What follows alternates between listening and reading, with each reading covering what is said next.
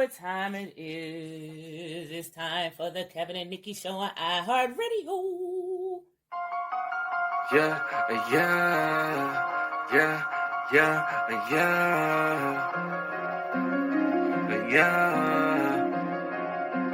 Overdose. It's time for the Kevin and Nikee Show. They gon' have it lit up. Yeah, you know, it's time for the Kevin and Nikee Show. They got the airways popping every city across the globe. It's time for the Kevin and Nikee Show. They gon' have it lit up. Yeah, you know, it's time for the Kevin and Nikee Show. They got the airways popping every city across the globe. You know him as a dope actor, Kevin D. Bitten. 360 twice, Jim, how he keep winning. And you know the baddest actress, Nikee won. She so bad you walking past, she had you speaking for her. If you ain't tuning in, this your reality check. You might miss out on your favorite star celebrity guest. When they celebrate, what you do, you get the bell, yeah. During Kevin's corner, get inspired and encouraged, yeah. Bend them corners while you listen, but don't swerve. Find out what's getting on Nikee nerves. What's bothering Nikee? What's bothering Nick? What's bothering Nikee? What's bothering Nick? Keep on playing. Me and Kevin goes and we gon' get you hit. Yo, check us out on social media. In your mobile phone, we everywhere. You other stations played out like a ringtone. Follow me like Bino, R-E-M-E-Y. Bino Remy. Pop like Semi. And my flow hotter. Thicker semi. Been doing this since I scraped up pennies. But back to the subject, Kevin Nikee.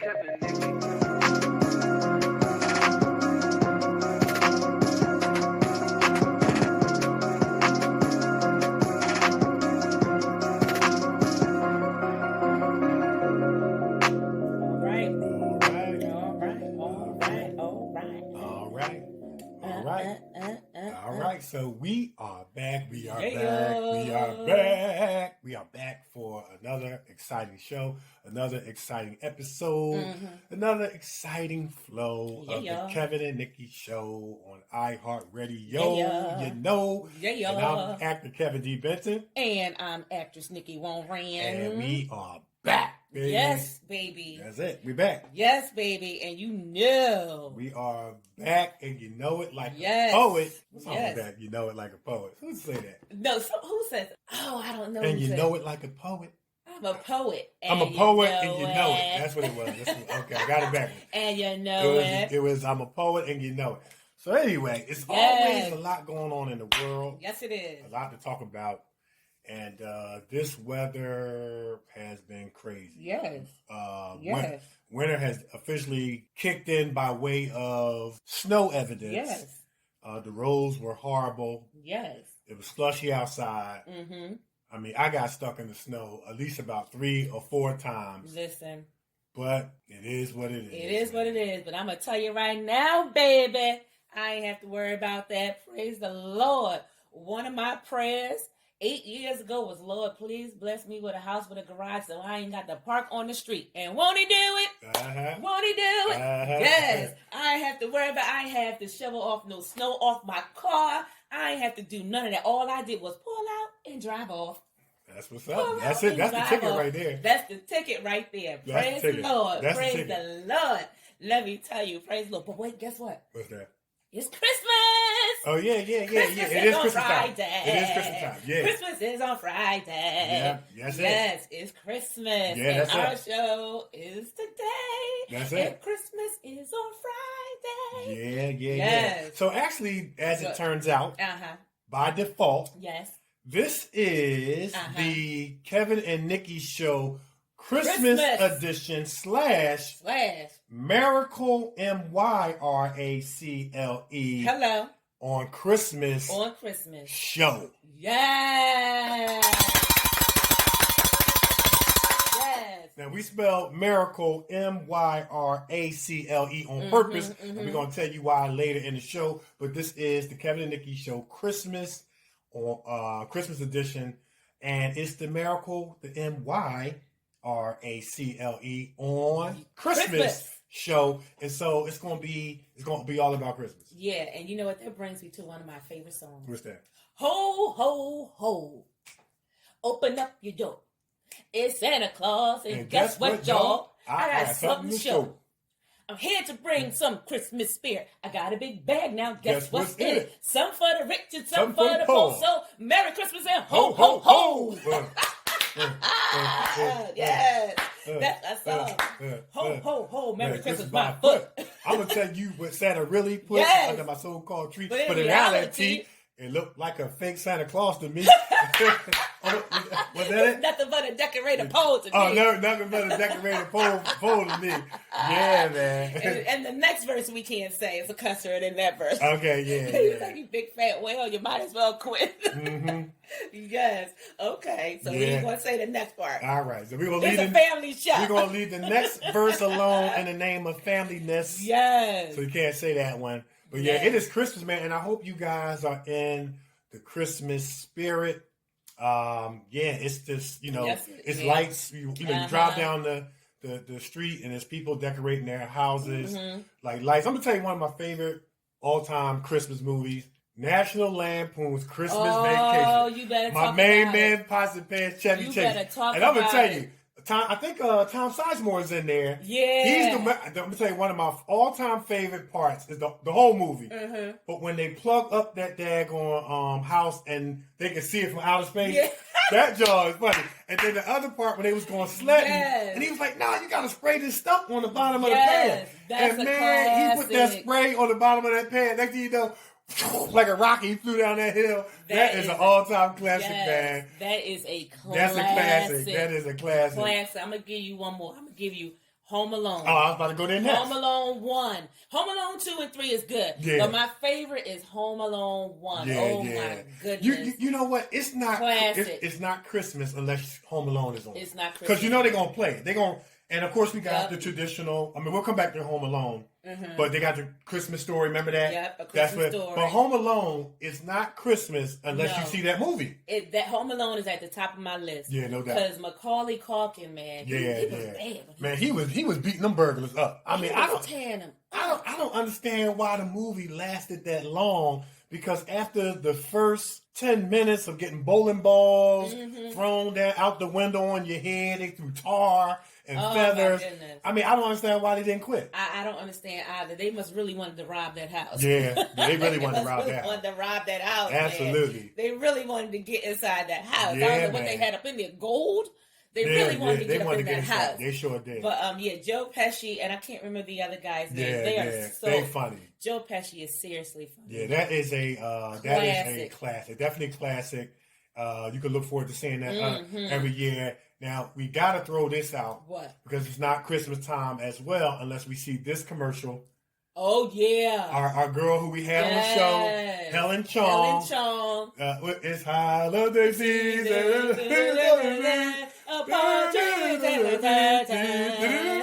What's it called? Merry Christmas, Rita. Merry Christmas, Rita. Merry Christmas, Rita. And then Helen goes out there and goes, yeah, something like that. What, 5 cash fries? 5 cash fries. 5 cash fries. Yeah, that was it. Yeah, so you know it's the Christmas time of season when that commercial comes on. Yes, it is. And I had to text Helen the other day. You did what she said. Yeah, and I just told her I never get tired of watching your commercial. And I bet she never get tired of it. Oh, yeah. I know she don't get tired of them checks coming in, too. Shut it down. That's it. So shout out to Helen Chong, who we had on the Kevin and Nikee show. You guys have all seen the Merry Christmas Rita remake of the old one. This was a remake, of course, but she's the one that says 5 cash fives in the alto. No, that's not alto. No, that's soprano. Soprano voice. That is soprano. Yeah, soprano. I'm tenor. You are tenor. I'm a tenor. Yeah. Yes. So mine would be 5 cash 5. That's it. What's alto? What's alto? Alto is under sopranos. It'll be 5 cash 5. And then alto is 5 cash. That's it. So you just heard Nikee hit all three sections. Yes, I'm a harmonizer. That's it. Yeah. And another person reaping the benefits of Christmas is Mariah Carey for her song "All I Want for Christmas Is You." That's it. That's another classic. She is reaping the benefits as well. She said after 25 years, that song has gone #1. It should have been #1 before because you can't have Christmas without hearing that song. That's right. They play that song like a gazillion times. Yeah, absolutely. And I remember as a kid, Also, and they still play it today. Rudolph the Red-Nosed Reindeer. Yeah. Remember with the Clay dough? It was made out of the Clay dough. And so that was on TV. So it's a lot of Christmasness that's going on. And we just invite everybody to be happy, get into it the best way you know how. But these things are going on. Movies, commercials. And the Temptations. Oh, you got to go to Silent Night. Oh, yeah, You can't listen. You can't forget the Temptations, Silent Night. And you can't forget Nat King Cole. Nat King Cole. Can't forget Nat King Cole. Nat King Cole. Yeah. Chestnuts roasting on an open fire. Roasting on an open fire. You better sing it. Jack Frost. Jack Frost nipping at my nose. Sing it I can't sing it like he do. But and then the Temptations, I love when the deep tenor voice. That's Blue, right? Is that Blue? Is that, do I got the right group? Yeah, that Blue? Temptations, So yeah. No, I'm talking about Blue. It's Blue with Blue. Mm-hmm. Remember? So he would get in there and go, solid. Yeah, he would go down in the valley on him, man. Let me tell you something. But when you hear that song, "Merry Christmas, Silent Night" from the Temptations, only the Temptations. Yeah. No, here you go. Mm-hmm. Only a black group can take a song and make it so soulful. Well, you know, African Americans, we got to change it anyway. We got to soulinize it. We got to African Americanize something, and that's just our culture. You know what I'm saying? It's one of them things when the song come on and he started with that long high note, and then the drums come in. I'm like, oh my goodness, we about to get into this thing here. Yeah. We about to get into it. Yeah, man. I love that song. Yeah, absolutely. I love that song. Yeah, and then they start humming. Yeah. I'm like, okay. They start humming. And then of course we made mention of this A Christmas Story. They play that on one station back to back. Yes. Until 12 midnight. Yes. That and the Miracle on 34th Street. Miracle on 34th Street is another one. But they got a new one out this Christmas that everybody's checking out called The Christmas Chronicles. Yes. Is that part 2? Part 2. Part 2, yeah. Part 2. Yeah. Love it. Christmas Chronicles, and I think it's starring Tyrese Gibson is in it. Kurt Russell is in it. Kurt Russell. Yeah. His wife is in it. Yeah. Goldie Hawn. And the Yeah. little boy from the Halloween story, The Witches. Okay. He's in there. He was the little boy who played the grandson to Octavia Spencer in The Witches. All right. And he's in it as well. And I'm telling you, but what you guys really need to do is go watch part 1 first. Okay. Part 1 will have you cracking up. Part 1 is super funny. And then, switch on over to part 2. Part 2 is about the kids and how they got tricked. But you guys got to check it out. Those are two very good movies. Okay. Yeah. So there's a lot of Christmas songs going on, commercials going on, definitely movies that they will be playing. They have already been playing, but definitely will be playing between November. Well, yeah, up until November. Well, what, since November? Since November. Since November. Yeah. And they'll be playing up and through, I want to say, New Year's. Yeah. So, yeah. They normally start like after Thanksgiving. They start after Thanksgiving. You'll start to see that Christmas flavor. And, we just inviting everybody to get into the holiday spirit. Some people say Happy Holidays. Some people say Merry Xmas. Some people say Merry Christmas, but however you get into it, be happy, celebrate the season, get into the spirit of it as much as you can. There was a lot of negative things that happened, and so why not end this year on a positive note as we go into 2021, looking for bigger, better, brighter, that's right, more happier, more positive times. And, even for those that may not be religious, hey, get into the holiday spirit with family, with friends.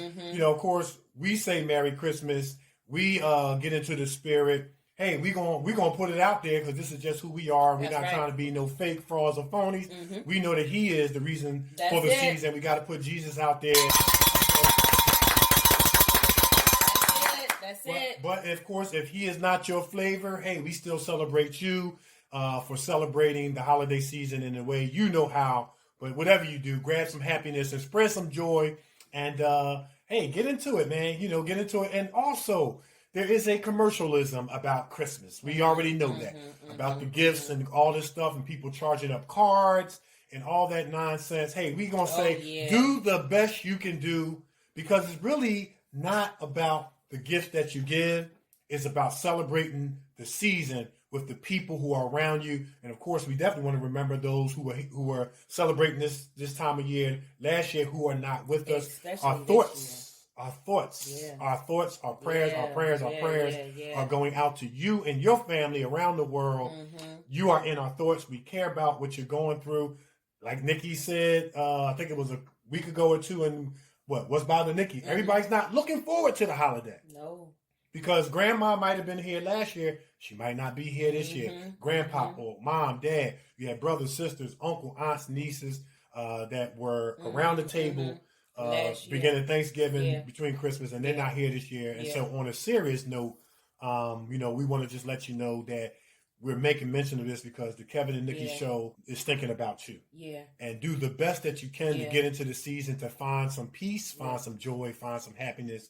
Yeah. And as far as all this commercialism that comes with Christmas, do the best that you can do. Don't charge up all your credit cards and then you're regretting it by what, January 1st, as they say, or January 2nd. Maybe you can't, give the amount of gifts. Maybe you can only afford one or two. Well, do the best that you can with the one or two. Because after New Year, life goes on. You know what I'm saying? It's back to the bills. The bills never stop. They sure don't. You know what I'm saying? It's back to the bills. Whether you have it or not. That's right. They sure and don't stop. people charge up all kinds of, credit cards and go into major debt. And then they got their regular bills, and then you're trying to pay off this card. And it's an added stress to a very, very already stressful, what has been a stressful year. So we want to put that out there. Yeah, but you know what? I want to challenge everybody.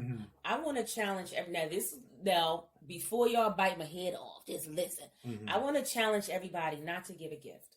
Okay. I want to challenge everybody to give the gift of a hug, a kiss. Go see somebody. Because we lost 350,000 people and a little bit more this year alone. This year alone. I've never seen so many people leave in 1 year. 350,000 people.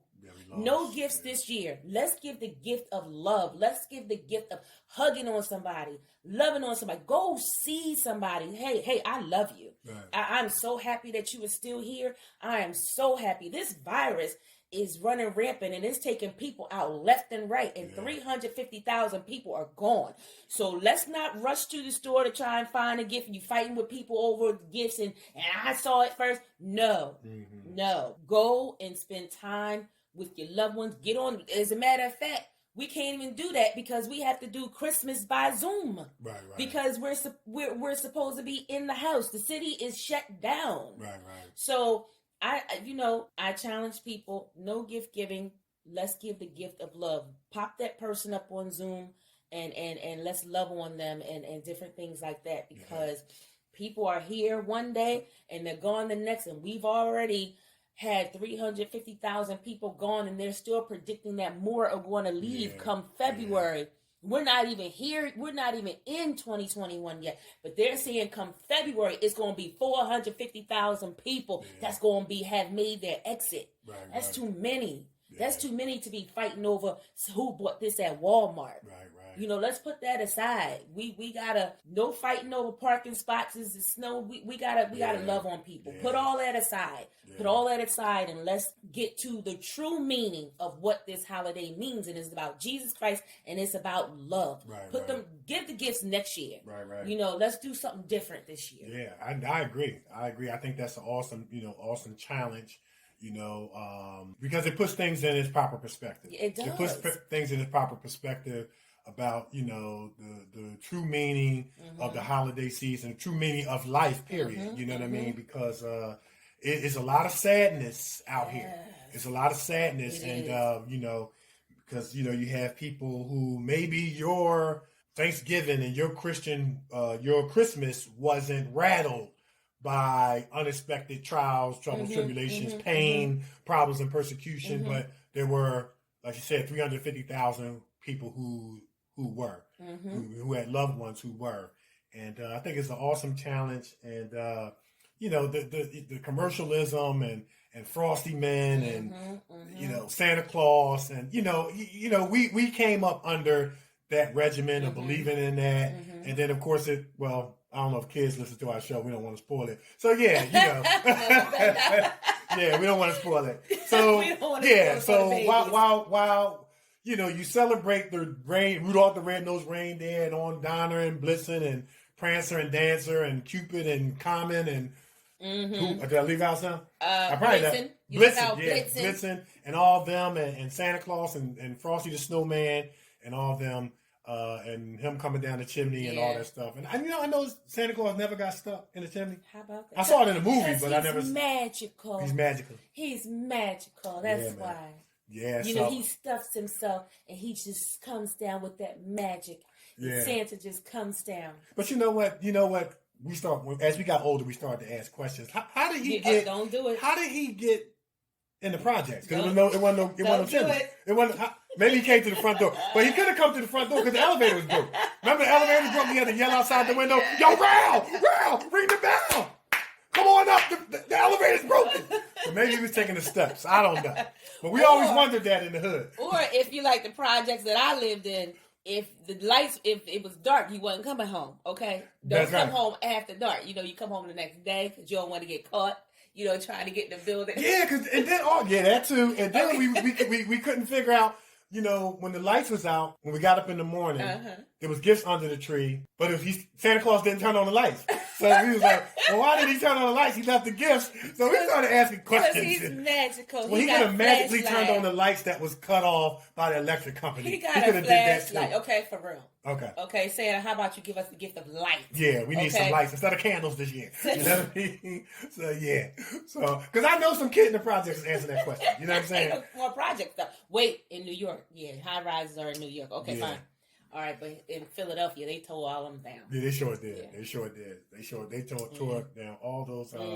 Yeah, so you guys get the drift, man. We just trying to make you laugh and spread some holiday joy and just tell you guys that, hey, it is going to be okay. Yeah. Let's hang in there.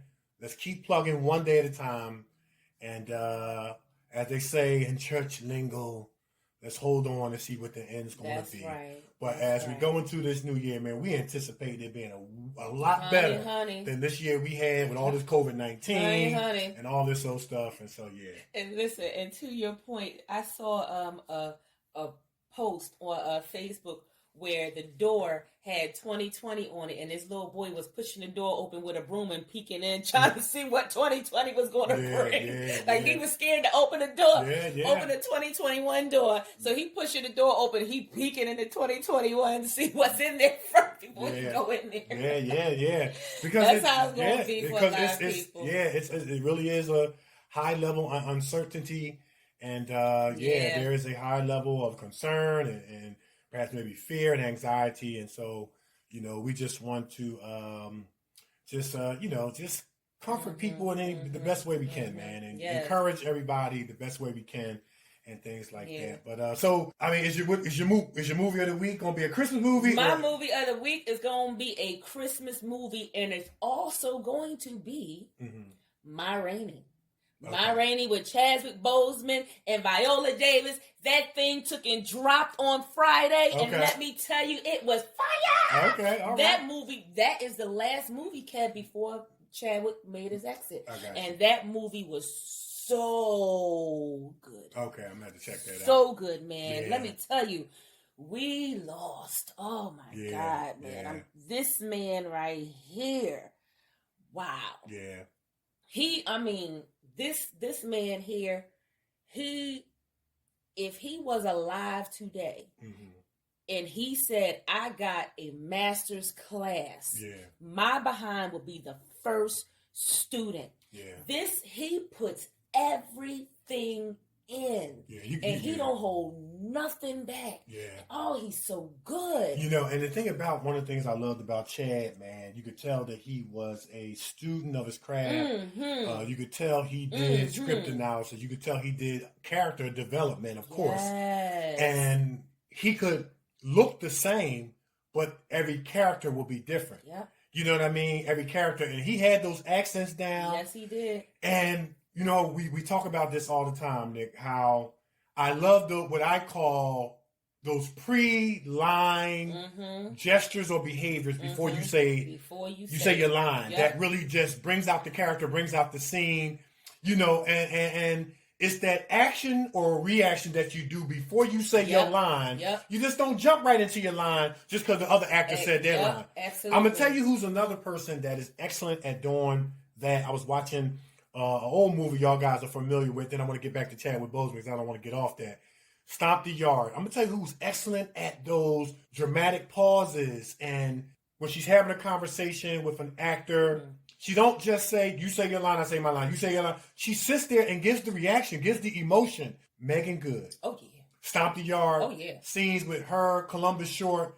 And we never watch movies the same. So you're watching it for entertainment value, but you're also watching it as an actor and an actress from a learning standpoint. We're able to detect who's looking into the camera and all that other stuff because we know where to look and we know how things are supposed to go. But Megan Good, Columbus Short scenes, powerful, man. Yeah. And it made me think about Chadwick Boseman. He's the king of that. He's the king of that, man. I'm telling you, y'all got to check out My Rainey. Yeah. Check it out. And you guys are going to be like, "Oh my God!" Yeah, he was a genius. He was a genius. He sure was. He was a genius, and he played some iconic, legendary roles. Of course, Black Panther, 42, Get On Up with James Brown. And those were some difficult roles. And around the time of his death, of course, James Brown's daughter, spoke at his funeral, and she gave him high accolades. How he was coming to the house, trying on some of the clothes, talking, watching videos, getting as much information about how did he relate to people so that he could bring that character to life. And I'm telling you, when you were watching 42, when you were watching Get On Up, you forgot you was watching Chadwick Boseman. You thought you were actually watching Jackie Robinson. You thought you were actually watching James Brown. And so we lost a legend. We lost a giant in not just in the industry, but in life, because by default, he gave African American kids up and through adults hope. Yes, he did. Because he was the first African American superhero of noble character.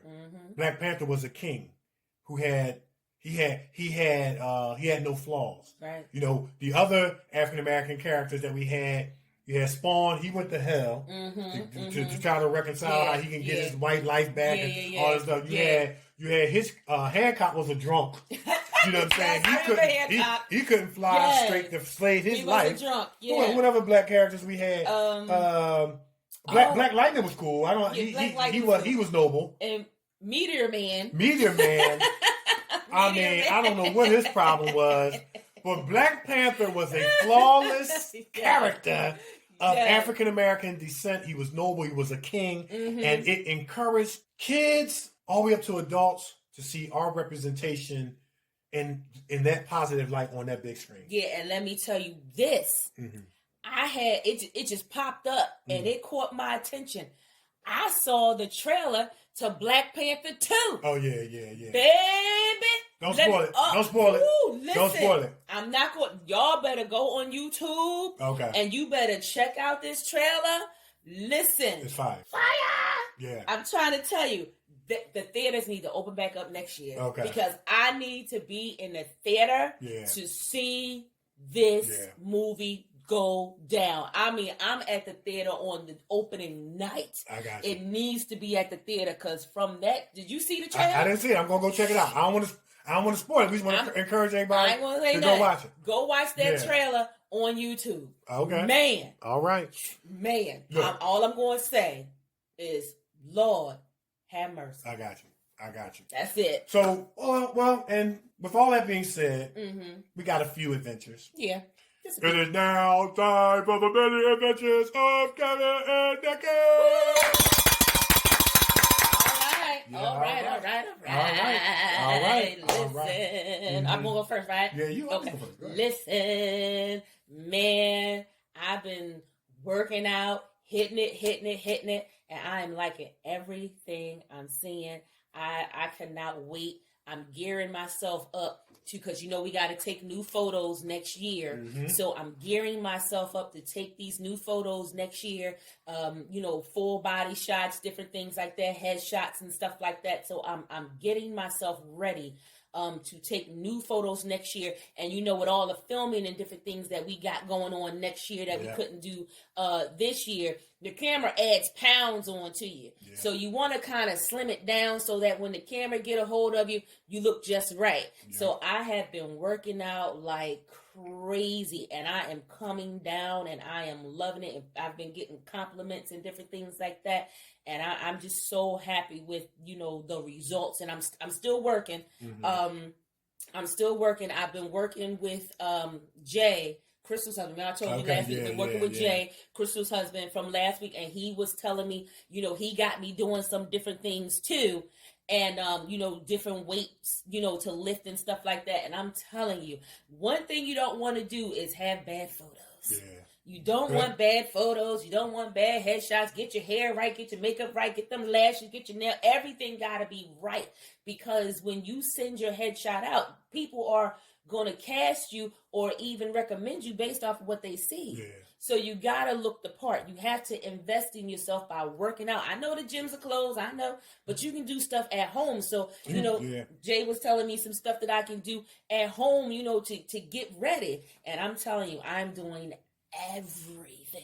Mm-hmm. Everything. And listen, look, Rocky got outside and trained. You know what I'm saying? He didn't make no excuses. You have to use what you had. That's right. So for me, I'm not I'm a gym guy too, but due to the COVID and all that stuff, I prefer not to do the gym thing. So I kind of do my workouts outside. Between bike riding, going over playing basketball, and I will go play basketball in the snow. I will shovel the snow. Is what I did when I was younger. I will go out in the rain.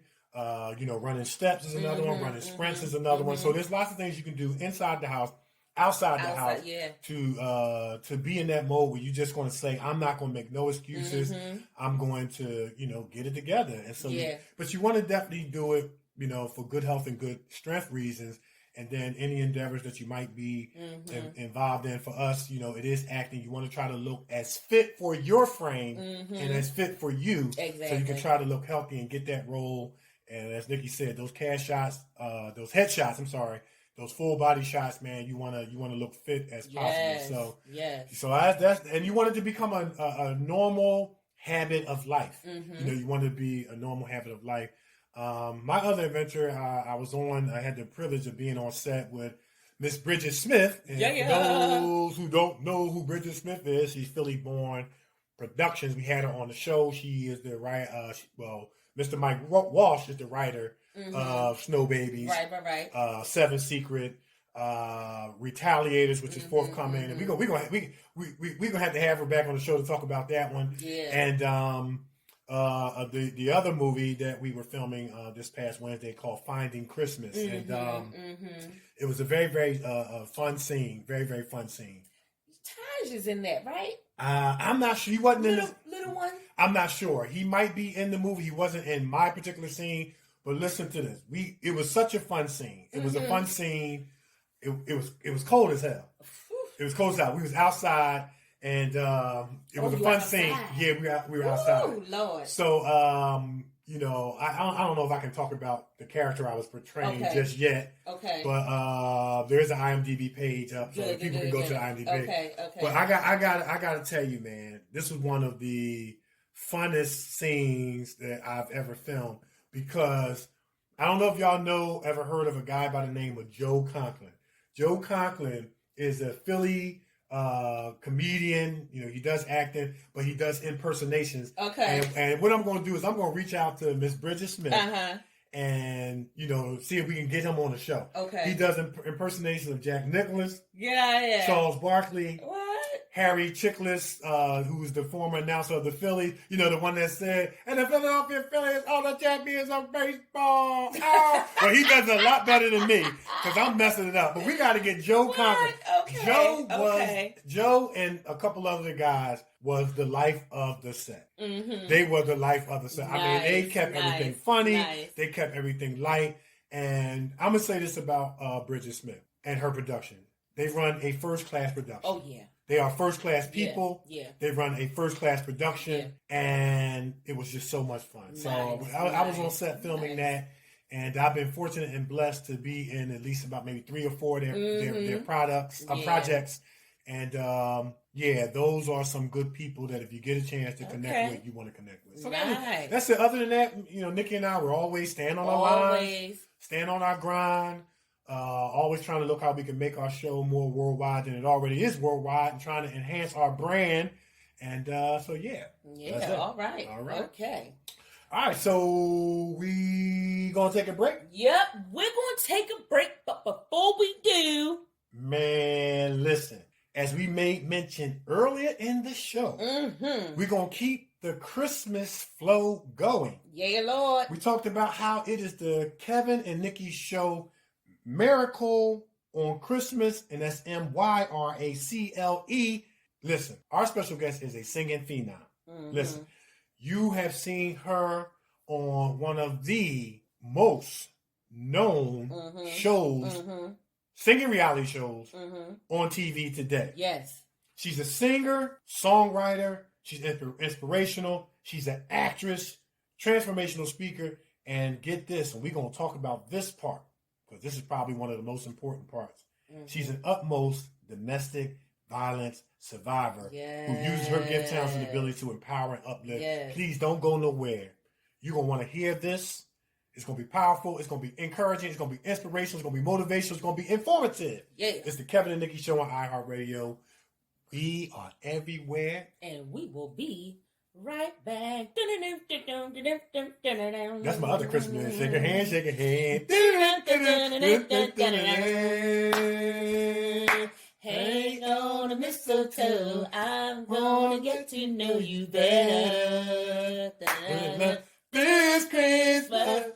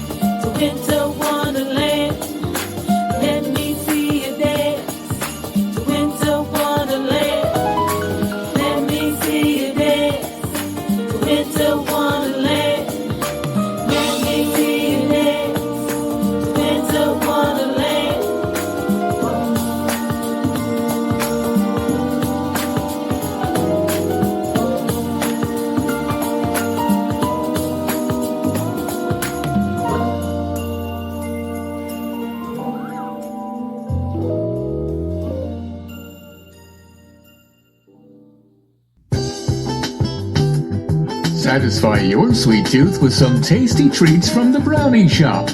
Fudge cupcakes, sweet potato pie, freshly baked bread, homemade ice cream, creamy chocolatey brownies, and much, much more.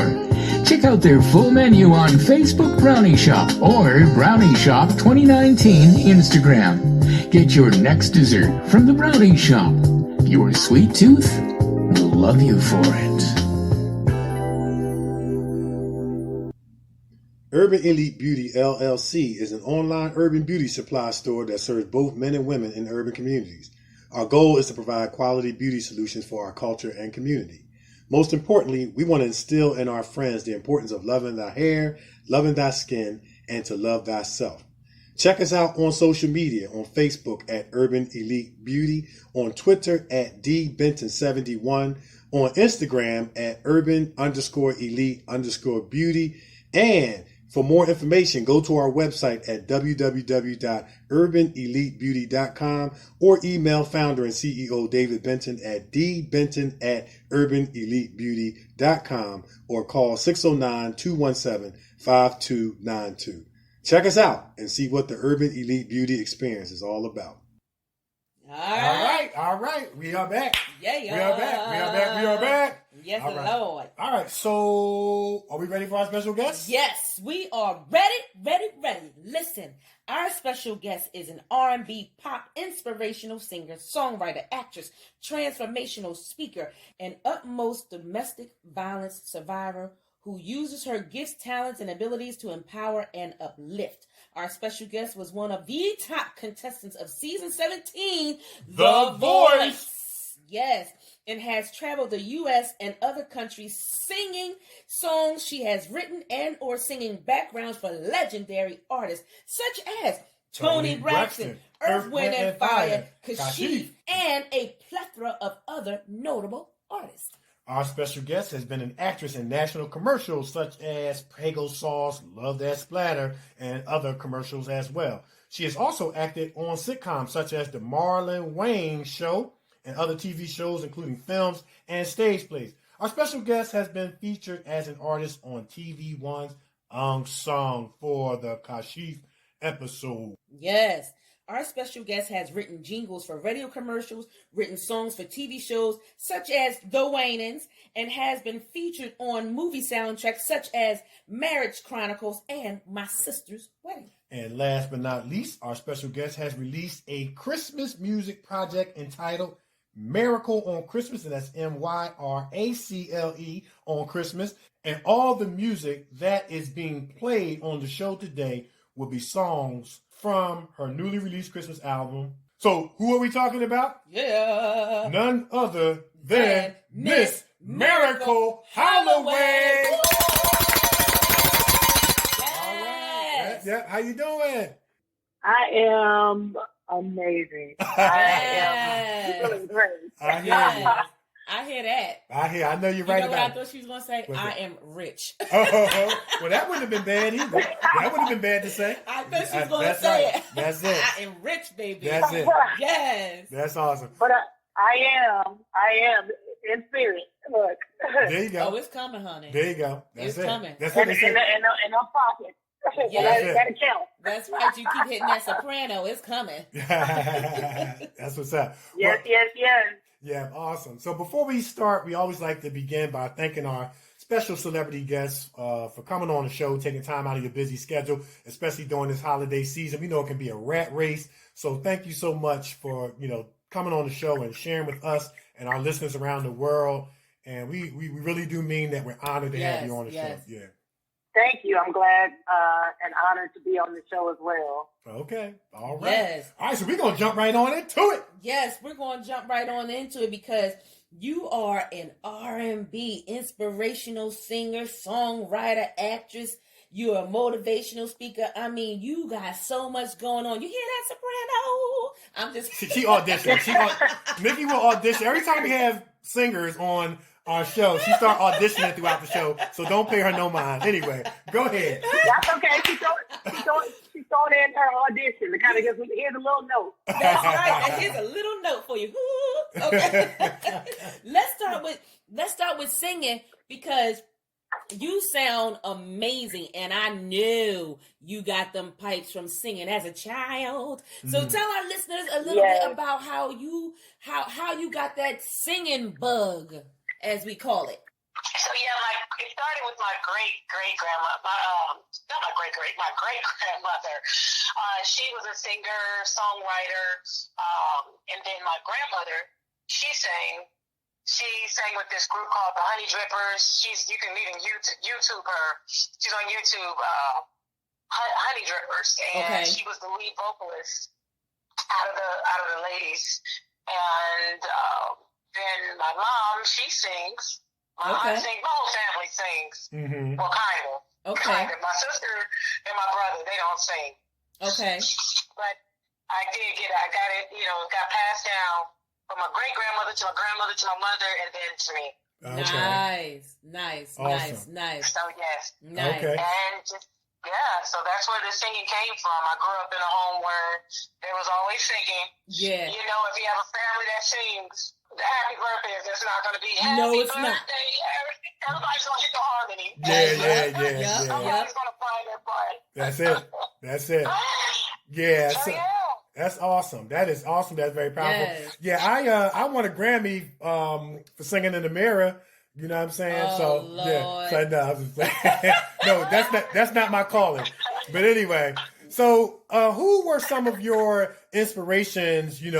As you got into singing, you had this awesome family that was kind of like a musical family. And so, who, in addition to your family, great grandmother, grandmother, and family, who were some of artists that were some of your inspirations? What would you say?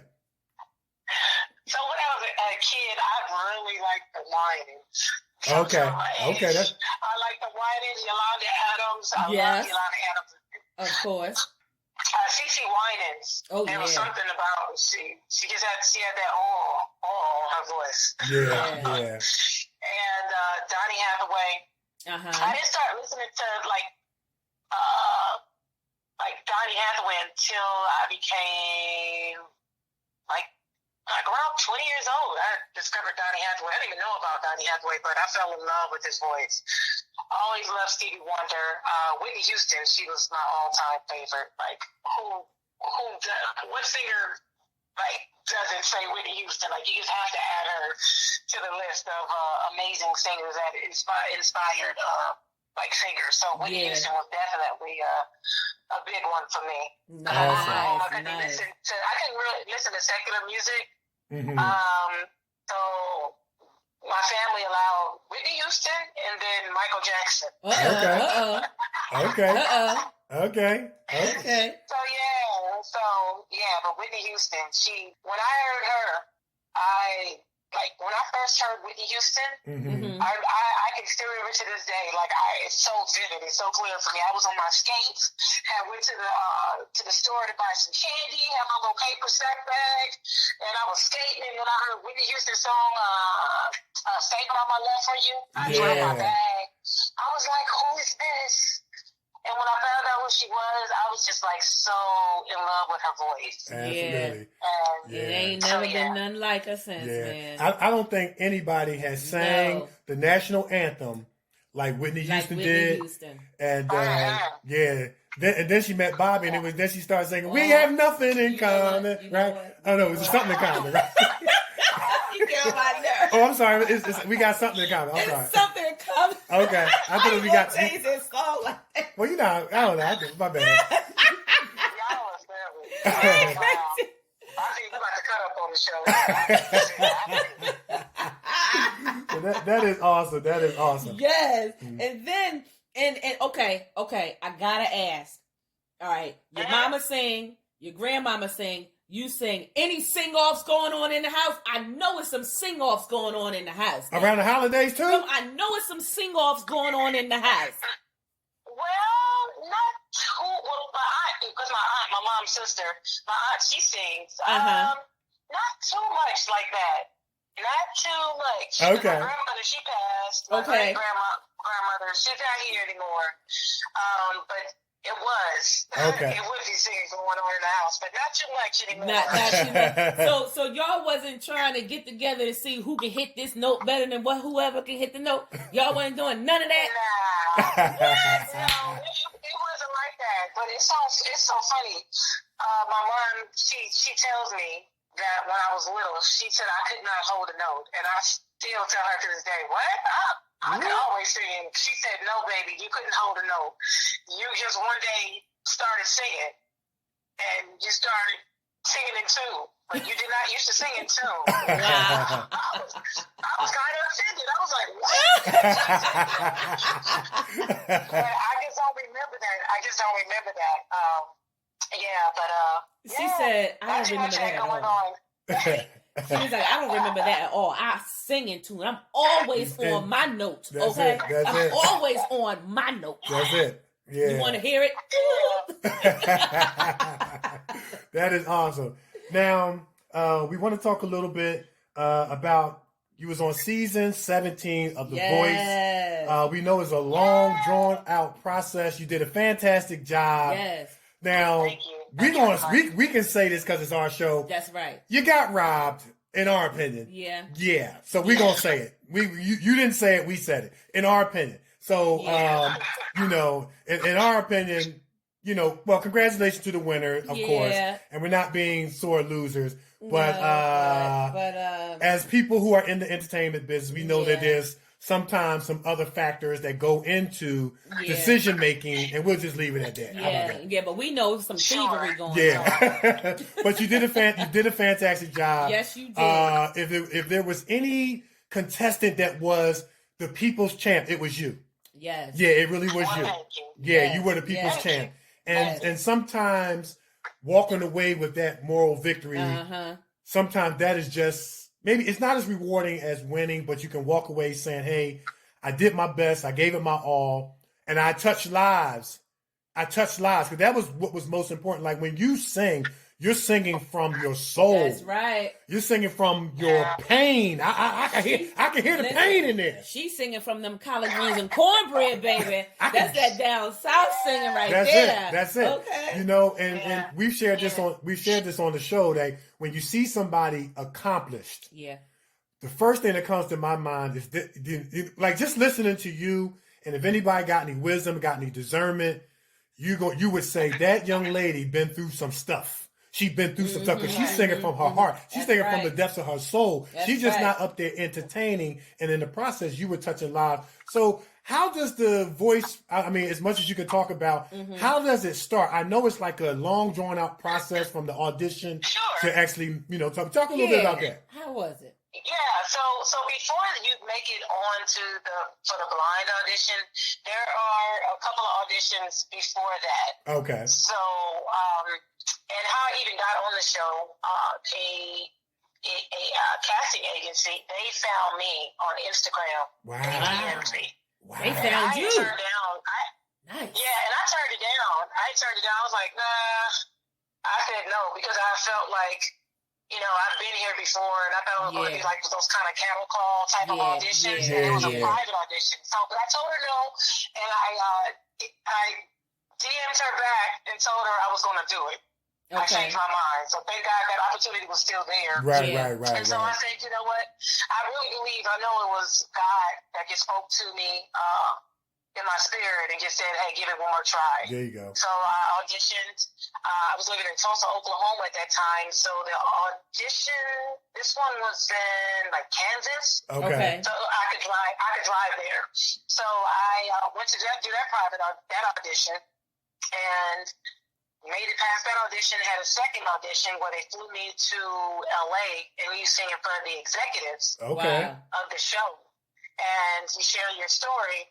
And I made it past that. So then that's when you make it to the blinds. Okay, got you. So it was a long process though before making it to the blinds. I had auditioned the first audition like almost 7 months before the blinds. Oh, wow. So just even that waiting period of, hey, did they like me? Are they going to choose me? When are they going to call me? Yeah. Are they going to let me know? Yes or no? No. Even if it's a know, are they gonna let me know? So anyway, so that process was it seems like a long process, but I made it. Yeah. And it was great to make it to the blind auditions, because there were some who made it all the way to the blinds, but there's only like 48 seats. Okay. That can be filled. So everybody that made it to the blinds, like to audition for the blinds, everybody didn't get a chance to get on that stage. So that was still a blessing. Over 50,000 people auditioned for the show that season. Yeah, yeah. So to have made it that far to the blinds and the battle and all of the other part and make it all the way up to the top 11, that really was a blessing. Yeah, so I'm happy about that. Awesome. Nice. Awesome. Very happy. Yeah, that was just very, very powerful, because it is a long and drawn out process. That can take, like you said, months and months and months, and sometimes you're not hearing anything, and you're wondering, did they like you, and all this sort of stuff, and then you get the call, then you got to fly here, and when you look at the percentage of people who didn't make it, and for you to make top 11, I mean, that's a victory you can walk away with and be proud of yourself. Yes. And I know you are, and I know your family and friends and fans are definitely proud of you. And we're proud of you here at the Kevin and Nikee Show. Yes, we are, Sugar. Now, thank you. Now, in terms of song selection, because it's very important that you choose the right song. That's right. When you're auditioning. I remember when we used to watch the other show, and how they used to say the four? The four. Yeah, the four, we used to watch the four, and we had, shout out to Rel Jerv. We had him on our show from the four. We had Saeed on our show from the four. And, one of the things that Diddy used to say and Khalid would say to them is very important that you choose the right song for you. So in regards to your song selection, what was your process in when it came to choosing those songs that you used, choosing those songs that you sang in the audition? What was your process for choosing those songs? I chose songs that meant something to me. Yeah. Okay. So like my very, very first audition, I sang, which I also sang on the blind, was "When I Was Your Man," the Bruno Mars song. Yeah. Like that song resonated with me, so I chose that song because it resonated with me, and I had flipped it and said, "When You Were My Man," and I flipped it and sang it that way. Okay. But because of for legalities and everything, you have to stay. You can't change the lyrics, so I had to keep it when I was your man. Right. So so I chose that song, and I sang, and then I chose a simple songs that make me feel good. Okay. Like I did Stevie Wonder's "Superstitious." Okay. Yeah. Yes. I remember that One of my favorites. She's singing it now. And so they have a list of songs that you have to choose from. Okay. So there's a set list, and these are the songs that you are only able to choose. Okay. But I really got lucky, or I really got blessed to be able to sing the song "When I Was Your Man" for the blind audition, because they really loved that, and they were like, "You sing that song again?" So, and I just sang it from a place of. There you go. Remembrance. Yeah. That's awesome. So one of my questions, I know as an actor and Nikee as an actress, and you're an actress as well, like when you go into an audition, you want to at least go in there with at least 2 or 3 monologues. Yeah. So when you go to audition to sing your song, do you go in having practice or rehearse maybe 2 or 3 songs in case they say, hey, well, sing another one? Or you just going with that one? Yes. Okay. No, I go on with at least 3 songs in mind. 3 songs. In the holster. That's it. Yeah. I got you. Okay. Yeah. And then there were songs that I had chosen that I wanted to sing, and then they'll say, well, no, we want you to do this one. Oh, and so even though you have a list to choose from, they give you songs that they want you to sing. Okay. But if I felt like that song is not doing me any justice, then I will I was able to let them know, like, that one, I want to be my best. And if I can't be my best on this song, I really don't, want to sing it. So I spoke up for myself. And that's why I was able to sing the songs that I wanted to sing that was on that list. Now, there's one song that I sang, which is Everybody Hurts. So that was Fan Week. And they said the fans chose that song. So it was like I had to sing that song. Okay. And so, I mean, it's a good song. I had never heard of it. It was by R.E.M. Okay. Everybody Hurts. I know that song. Yeah. Yeah. So, and I wanted to sing. If I had my way, I would have sang it a little different. I wanted to be a little more soulful in that song. I didn't get to go in like I really, really, really wanted to. Yeah. So I kind of followed the leading of my coach. Okay. And I should have followed my heart. Yeah. What my heart was saying. Just in that moment, I should have. But, it was a great experience, a great learning experience. And I felt really good. I felt, really good for me to be able to make it on that stage, and it felt good. It really felt good, and I definitely had to make sure I stayed grounded, and not allow so much pressure to get to me. Yeah. Because during that time with the rehearsing, and I made sure I was focused. I was up before everybody. I was up before everybody. Went to bed before everybody. I was in my room. You were disciplined. I was in my word, and that made a big difference on the stage. People that didn't personally know me, they could see and sense that I wasn't just singing. They could sense that I was definitely spending time in my closet. And I mean, I didn't know you personally. We didn't know you personally. We could definitely tell that from, like, it permeated through the TV, through the TV. Yeah. You know what I'm saying? And that's how you know. That's what I'm sitting there. Listen, like this young lady been through some stuff. Yeah. You could tell because there was a little something extra. I mean, we know what the little bit extra is. In church lingo, they call it the anointing. We should take them to church. They call it the anointing. You know what I'm saying? Anyway. Now, my question, going back to your set list, did everyone have the same set list? Because I remember one time watching one of the singing shows where you had like 3 of the contestants came out and sang the same song. And they were like, okay, we're hearing this song again. Right. Did everybody have the same set list, or you guys got a different batch of songs that you guys got assigned to you? We all have the same set list. And the goal is to get your song in before the other person gets their song in. So I made sure I got my song in. Okay. There you go. Before. Okay. Okay. I was on it. Yeah. There you go. Yes, because I remember one time. Honestly, I didn't know a lot of those songs, because when I saw the list of maybe like 200 and some songs, I'm like, Lord, I don't know this country song. I don't know this song. I don't know that. I know this one. I've heard this one before, but I don't know it. Yeah. So God was looking out for me on that. Yes, he was. Yes, he was. Yeah. Now, before we switch gears, what was it like performing in front of such a legendary judge panel? I mean, you got John Legend. You know what I'm saying? What was that like? I mean, I'm sure that had to be a little bit of pressure, of course, but to be in front of those caliber of accomplished singers, and for them to give you, evidently you were getting good feedback, so much so that you made it to 11. What was that like, and what did that mean to you? Wow. I love the fact that John Legend was on there. Yeah. Gwen Stefani, Blake, and Kelly.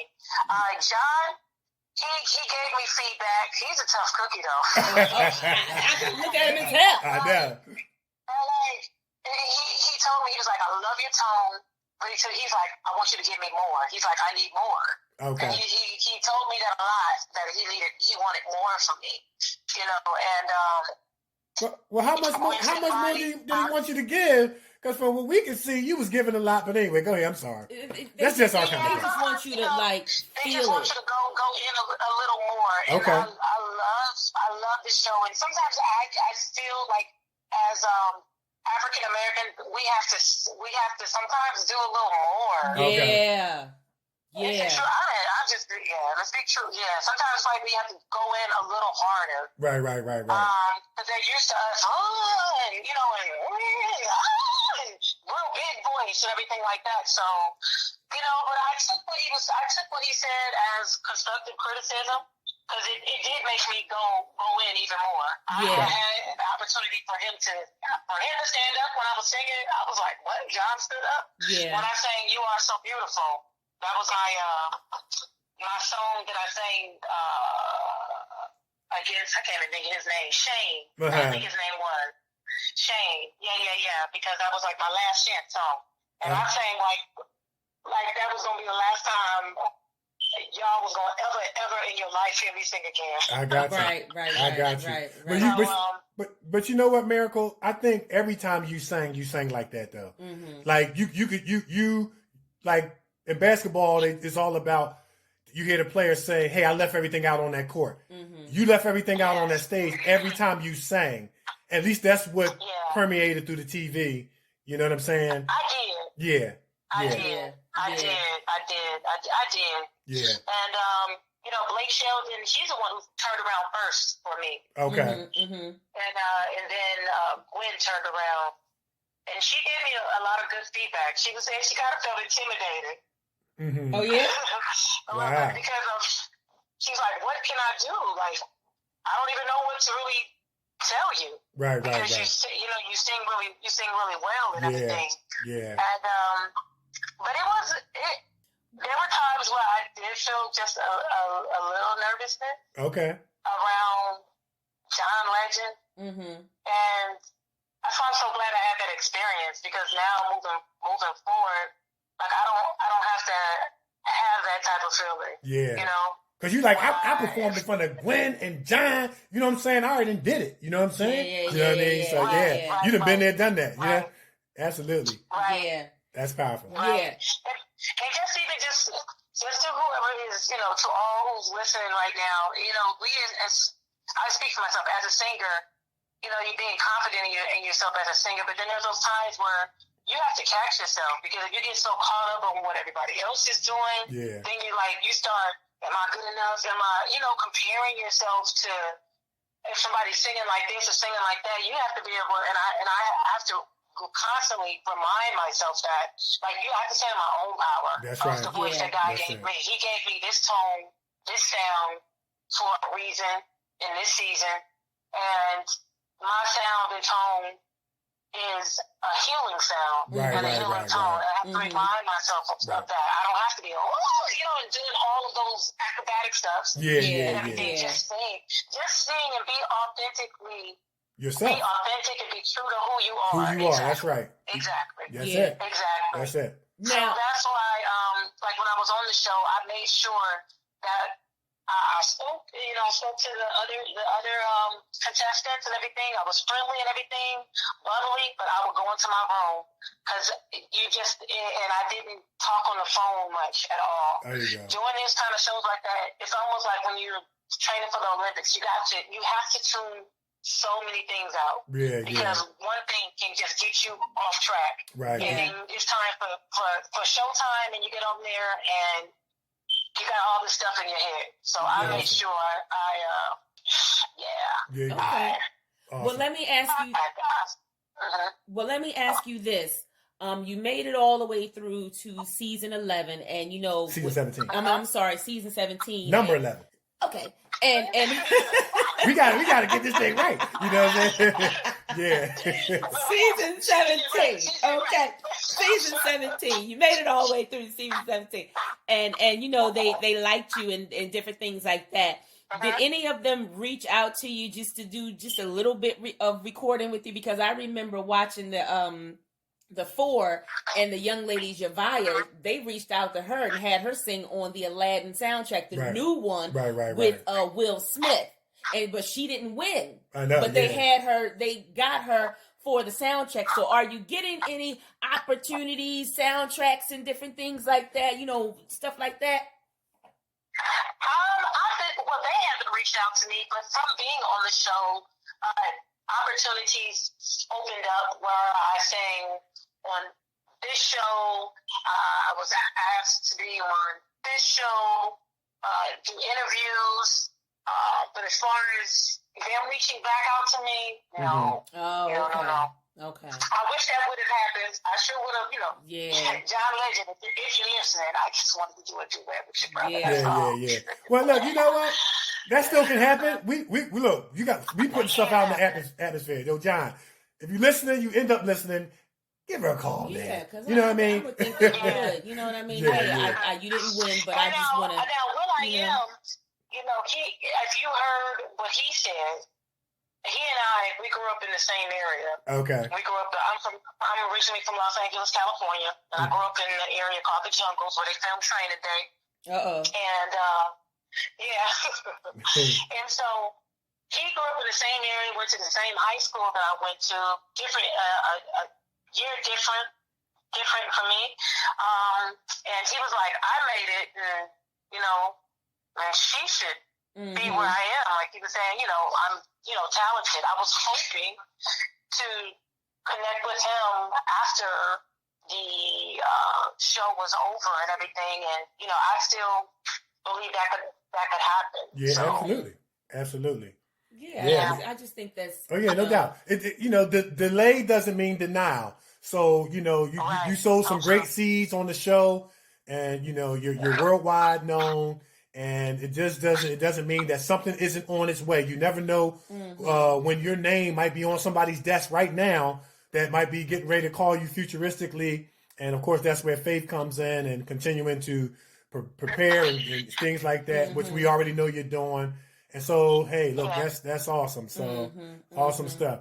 Now, I want to switch gears and talk about your story. You have you refer to yourself as an utmost domestic violence survivor.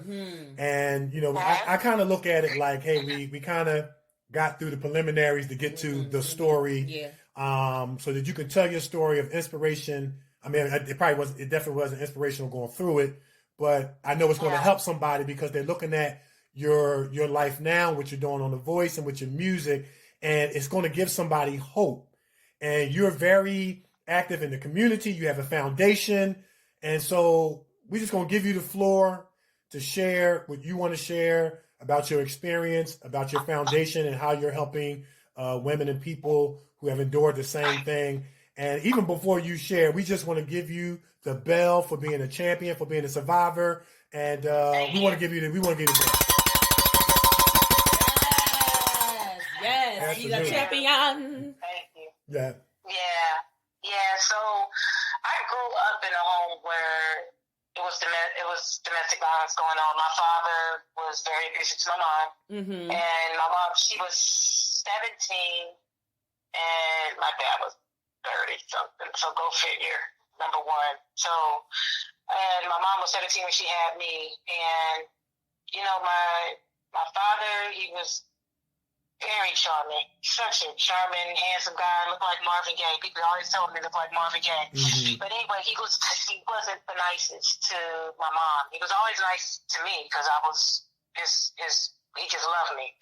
And so I grew up seeing that, and it was confusing because though he was abusive to my mom, and my mom, as I started getting older, she would say, like, out of all the men she had been with, she loved my dad the most. And it was just so confusing because it's definitely confusing to a child, because I love both my parents, but just the abuse but I love him, and it was just weird for me growing up like that. And so, and then my mom, she, when she would drink, her temper, it got the best of her. She would get a little irritated. She would get irritated with me, and she. I always hesitate when I say this, and it's so funny. I mean, it's not funny, but when I do this, or when I hesitated. My mom was like, just tell the story, you know, because it's just like, you're still like, you're like, I want to protect my mom, you know what I mean? Yeah, I got you. I understand person, that, yeah. You know, and, you know, she'd apologized for it, you know, but there was a, time when I was little and I was trying to wake my mom up because she was, you know, just passed out because she was drunk and everything. And I'm like, you know, this is a regular little girl, like, mama, wake up, or whatever. And she had picked the phone up and she, like, hit me with it. And yeah, so it was just a lot going on in the home. And so my mom, she ended up leaving my father and left me there with my dad. And maybe about a month later, then my dad couldn't take care of me, then my grandparents raised me. Okay. So I was about 6 years old. About 6 years old. And so I would be off and on with my mom and see my dad off and on. But just growing up and seeing that, and then when my mom got into different relationships, the men that were in her life, they weren't nice. So I was seeing that kind of stuff. And one of the men that were in her life, you know, she didn't protect me when I was 12, and, you know, he took pictures of me while I was asleep and hid them in the mattress, and just not cool, you know, and just being molested, you know, that right there, that stripped away my self-esteem, you know, not understanding about self-esteem. I just know that I just wasn't loving myself, you know, because I didn't feel protected, I didn't feel guarded, and I didn't feel valued. And then by the time 15, going on 16, my mom's in a new relationship, and that guy, one of my youngest sister's father, he, you know, put his hands on me, and it's like we were fighting, you know, and I shouldn't have to get no grown man off of me. Right. And my mom, she didn't do anything, so boom, another part of me stripped away. You know, not feeling protected, not feeling valued, and then just looking at you put a man before, you know, me. And then in high school, getting raped, it's just like, no, don't feel valued, don't feel protected, it's my fault. You know, it's all those kind of thoughts going through my head and everything. And I said I would never go through that kind of stuff, and I repeated the cycle, you know. And when I was 17, I ended up getting into a relationship with this guy who went to my church. And he had been trying to get with me since I was 15 years old. And I finally got with him after I graduated from high school. And it was history after that. Like, he and I, we were together. But he was super, super, super duper jealous. I'd be at work, because I worked in a mall, and I would look across the way there, and he would be just sitting there, like, watching me and everything while I work and everything. Like, oh yeah, it was bad. And and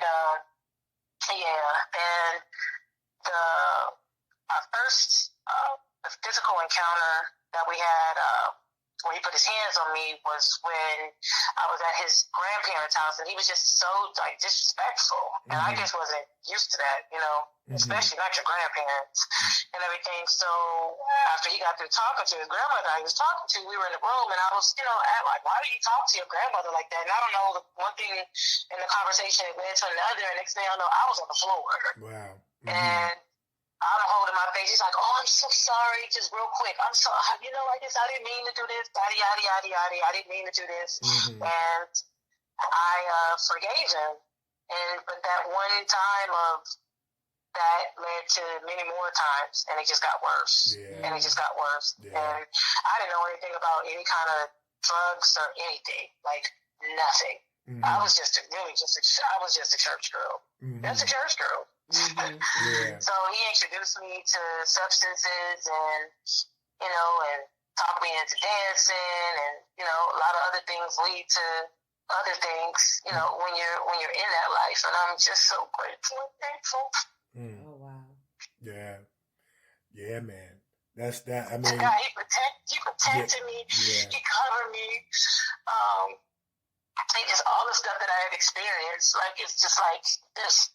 I'm just so thankful, God, there's still innocence that he is still given to me, you know, even though I've seen so much. Yeah. And I'm just so thankful that my life was spared. You know, I didn't die out there. Yeah. Didn't nothing happen to me, to my body or anything, you know what I mean? You hear some horror stories and people running to the doctor and all that kind of stuff. Thank God, you know, things like that didn't happen to me. And it's just like, I didn't know who I was. I didn't value myself. I didn't love me. And, you know, so I allowed that. And so I guess, you know, the enemy, that door was open. Mm-hmm. And for him to come into my life during that time, I just really felt like it was just really a setup, you know? And because it's like, you catch me at a vulnerable time, and I truly believe if like a lot of those things didn't happen, that I definitely wouldn't have allowed that. And that's why it's so important for like fathers to be in their daughters' lives and to speak life into them, to validate them, so they don't wait for a man to validate who they are and everything, you know. And even like to this day, I'm still working on myself. I don't think I'll ever just arrive. I'm always growing, constantly just working on myself. Sometimes I think I can be, sometimes I know I'm too hard on myself, but it's just like, I know where I've been, and I don't ever want to ever go back there, you know, and, wow. So that's why I'm passionate about it. And the foundation called You Matter to Me Foundation, it's a new foundation, and just want to be a help to other women, you know, people who need what it is that I have, those who need to hear my story so that it can inspire and impact other lives. And for those who haven't had a chance, haven't had a chance, but those who have not gone through that stuff, but to hear my story so that they can see the signs and see the red flags, so that they can say, oh, okay, no, I heard her story, and I'm going to be aware and pay attention to red flags, so I don't have to go through what she went through. Yeah. So, and to be able to help those who have gone through it and who are in the situation as we're speaking right now, you know, to let them know, like, there is hope. If you are hearing me, if you have breath in your body right now, you are alive, there is still a chance, you know, because some women didn't make it out, and it just doesn't happen to women. It happens to men too. Yeah, you know, maybe not, of course, not as much. Right. You know, but it can happen to men. And so starting this foundation was because of the different things that I had been through with domestic violence, and I just, want to be a blessing. Yeah. So going into 2021, really want to take the You Matter to Me Foundation to a whole new level, you know, and just really seeking God on everything that He needs me to do in regards to the foundation, and with me sharing my story. Yeah. So. Yeah. Yeah. Well, wow. I mean, once again, I just have to reiterate that you are a champion, you are a survivor, you are a victor, and there evidently with what your life represents now, as what they say on the other side of through, you made a decision that you wasn't going to be a victim, and I know that when we go through things in life, especially us that are of the household of faith, we can wrestle with God, with why did this happen to me? Why am I going through this? Why did I deserve this? But evidently somewhere you changed your why from why did I go through this to why did I survive it?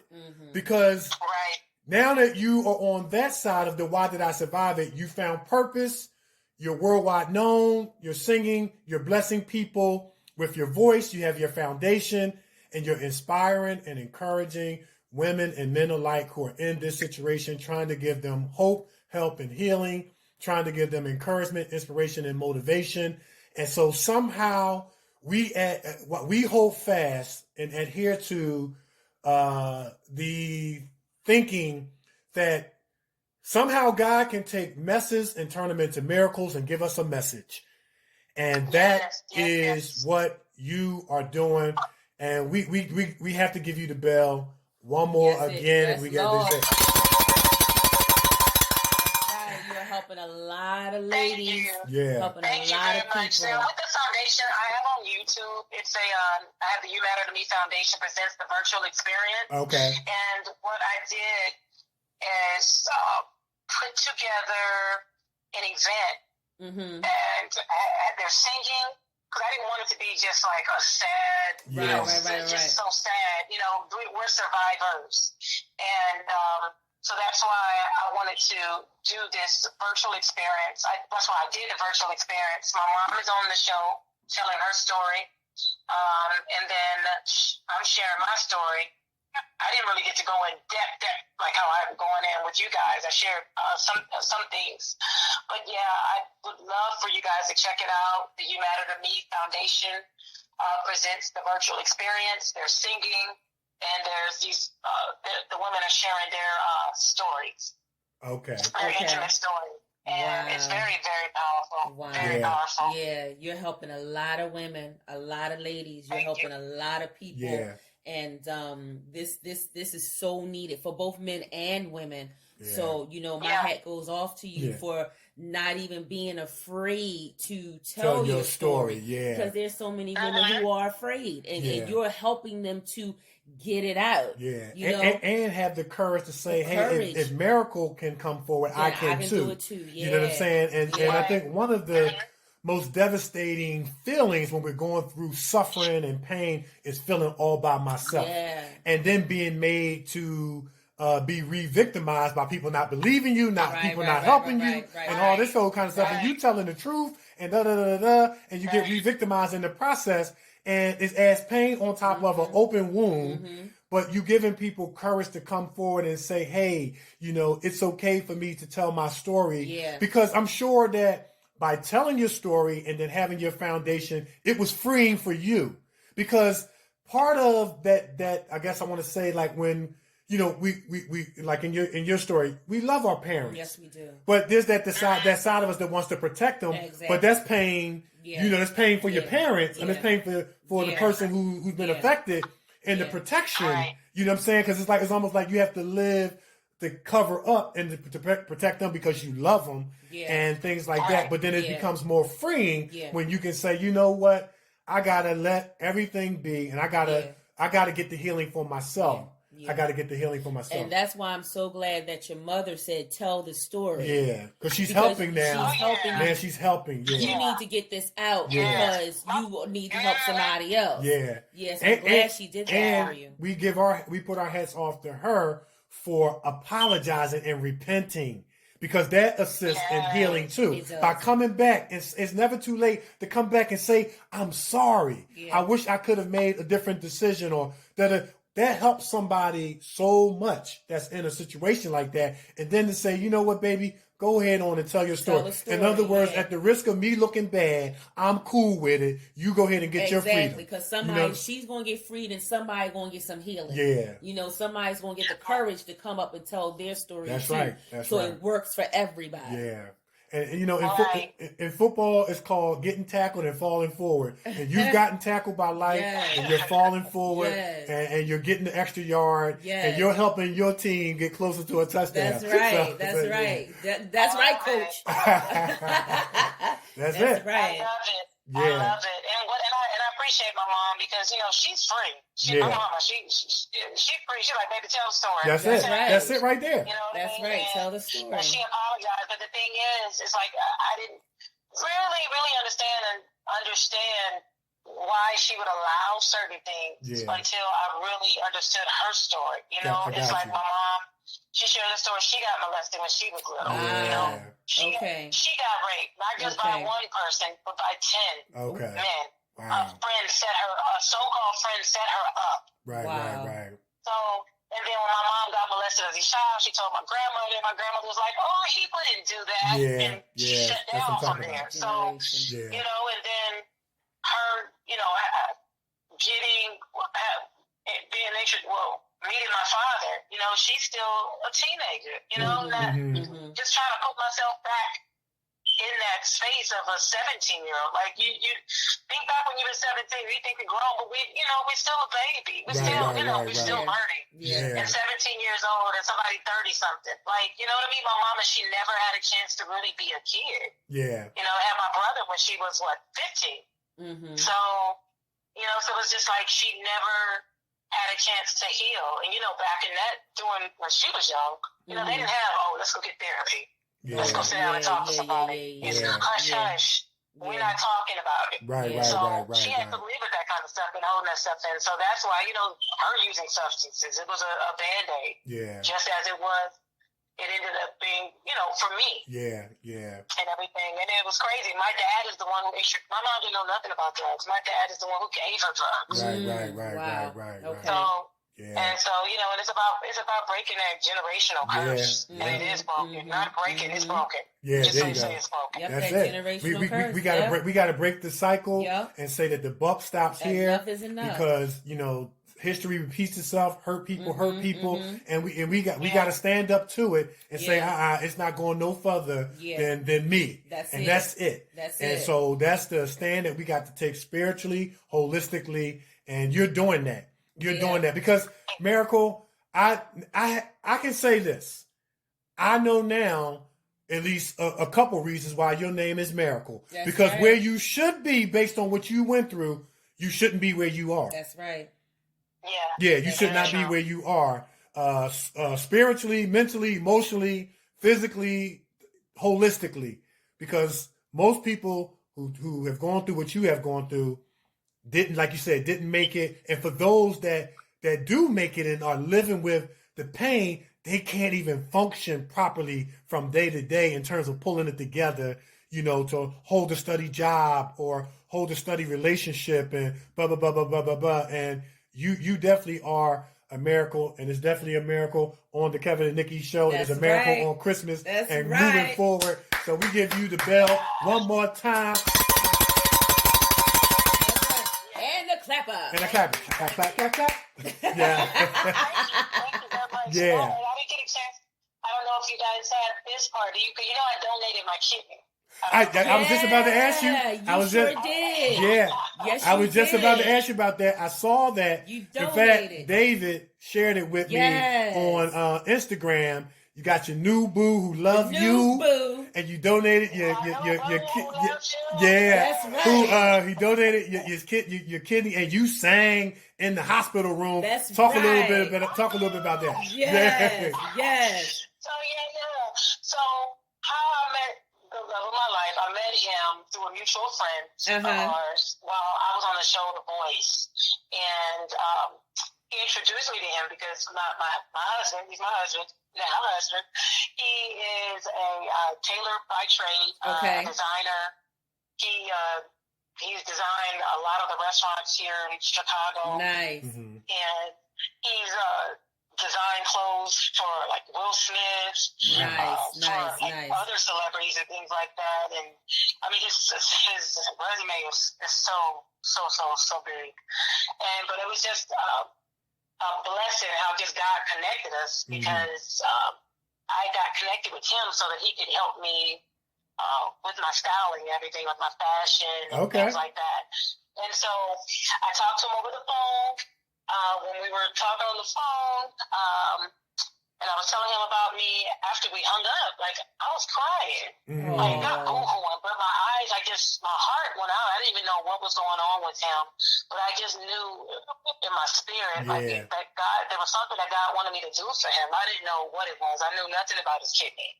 Second time I talked to him on the phone, I told him my why. Since you guys talk about the why. Yeah. And when I told him about my why, you know, he flew me out here to Chicago and we started, you know, looking at different styles and things for like fashion and things that I like and everything. And he told me about his kidney, that he had a kidney disease for like a little over 20 years. Oh, wow. And and I knew immediately right then and there, I was like, that's what God wants me to do for him. Okay. And we weren't even talking to each other in that kind of way. Wasn't even looking at him in that kind of way. Just everything was professional and kept the business. And things just transformed into a relationship. Yeah. And I even let him know, like, if things don't work out, I'm still going to, you know, give you the kid. And he didn't even want it. He was like, you know, okay, give me the kidney. I know, because most people would be like, I ain't giving you my kidney then. You know what I'm saying? That's right. I want my kidney back. Yeah. Yes. I got you. That's it. But it was about me being obedient to what I knew God wanted me to do. I You know, got you. because in that moment, it wasn't about my agenda. It was about his agenda and That's what he wanted to do in his brother's life and everything, and give him a second chance, you know, and everything. And yeah, on September 10th, I donated my kidney and left the hospital like 3 days later. But before I left the hospital, he was like, "Babe, can you sing a song to me? Just sing me just something." You know, I couldn't like really go in. Right. But he was like, "Just sing me something, babe, before I go." And so I sang to him, and the nurse, his nurse, videoed me singing to him, and then I posted it. And little did I know, like within an hour of me posting it, the Shade Room DM'd me. Yeah. And the Shade Room DM'd me and asked could they posted put my video on all their post my video on all of their platforms. I was like, sure, just make sure you let people know who we are, and everything like that. So they posted it, and within like, jeez, like it's 4 hours, almost 2 million views. Wow, I know. Yeah, close to 2 million views, and it's just like, man, I'm just so thankful that you know that was shared, you know, and it's so funny because you read some of those comments and things like that. Girl, he gonna with Tracy Morgan, you. Oh my goodness. Yeah, I read the comments. Oh my I read the comments because I saw it. I was like, oh, here they go. Here they go. They can't stay positive. You know what I mean? I read the comments. Yeah. But and then you read in the headlines, girlfriend gives boyfriend a kidney. You know what I mean? Yeah. The backstory and everything behind it. Even though it was posted on the Shade Room on their post, you know, people not gonna take the time to read all that stuff. At least not everybody. Right. So So, but things he's doing well. Good. Healthy, strong as a. People say strong as an ox. This man is strong. He was already strong, even before the kidney surgery. And I mean, I think he has like bionic powers or something. Nice. Yeah, that is a powerful story of selflessness, obedience, and much more. But speaking of September 10th, that happens to be my brother David Ben's birthday, and I know that you connected. Yeah, I know that you connected with him. And you even got some hair from Urban Elite Beauty and went and sang on The Voice with it. Wow. If you look at the video, well, it was quite a few videos, but the one where You Are So Beautiful and when I did the Whitney Houston song, I'm Your Baby Tonight. Yeah. That's that hair. I know Dave was like, that's my hair. That's my hair. She wearing my hair. Wow. Shout out to Urban Elite. Just shout out to David. Thank you. He reached out to me, and I just really appreciate him just being bold enough to just say, you know what, I'm just gonna DM her and see if, you know, and connect with her. I'm really glad that, you know, we connected like that. It was really a blessing and everything. Absolutely. So, Absolutely. And his products, the products are amazing. That 24 Oh, we know. We know. I got my bottle. You know what I'm saying? Got mine too. Yeah. But but Myracle, you are definitely a miracle. You're amazing. Yeah. Thank you so much for being a special celebrity guest on our show. You're a powerful person with a powerful story. Yes, Lord. We want to continue to wish you continued success and blessings. And as we say, thank you. Yeah, absolutely. And as we say on the Kevin and Nikee show, once you come on the Kevin and Nikee show, you're family. Well, we already kind of felt like you was family, you know what I mean? Because you was connected with my brother, but we just go through the motions. You know how we do. Hey, girl. Just kind of I can't tell you everything, but since the song that went, the video that went viral, and the song that I wrote called Unbreakable Love, which will be released soon. Like, working on the date. Okay. Looking at Valentine's Day, hoping towards Valentine's Day. But people have reached out to us in talks of a movie. And wow. A book. Nice. Okay, Nice. well, look, we're going to have to bring you back to talk about that stuff. But before you go, put your website, how people can follow you on social media, your website, your foundation. And because, we want to keep up when all this new stuff come out. We will be playing it on the Kevin and Nikee Show. All the music that we played today is your music. And we just want to celebrate Christmas and get in the Christmas spirit. And I know you got that song called Myracle on Christmas. Yes, you guys have to hear the CD. It's a classic, timeless Christmas CD. All right. Yes. Yeah, and tell people how they can get the CD too. Put it all out there. Yes. You can go on all of the music, digital music outlets, stores, Amazon, iTunes, SoundCloud. Amazon, iTunes, and just type in Myracle on Christmas, and it's available on there.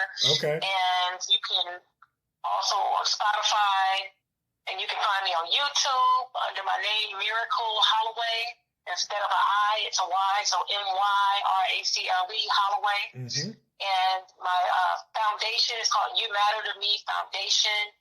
If you want to donate to my foundation, you can go to PayPal, and it's just type in You Matter to Me Foundation.org. There you go. Okay. All right. You Matter to Me Foundation. You Matter to Me Foundation.org, and you can follow me on Instagram, Facebook. It's Myracle Holloway.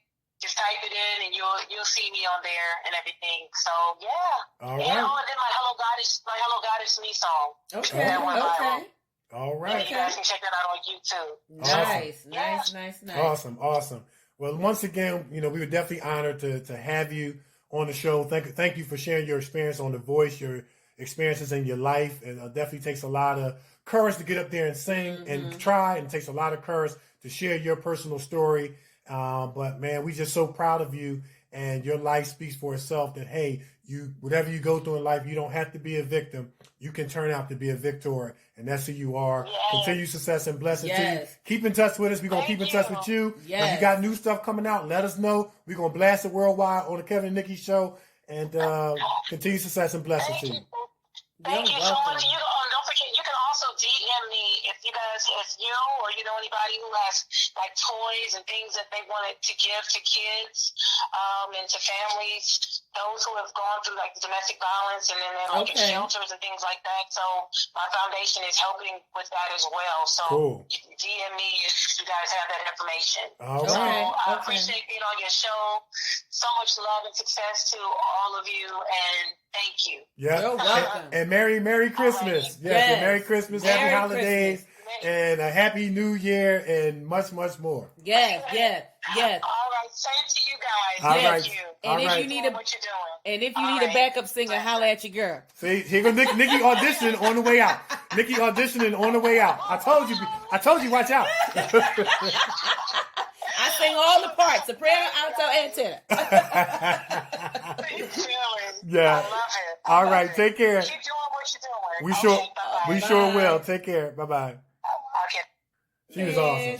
She was awesome. That was awesome. very powerful. Mm-hmm. Very, very Very powerful.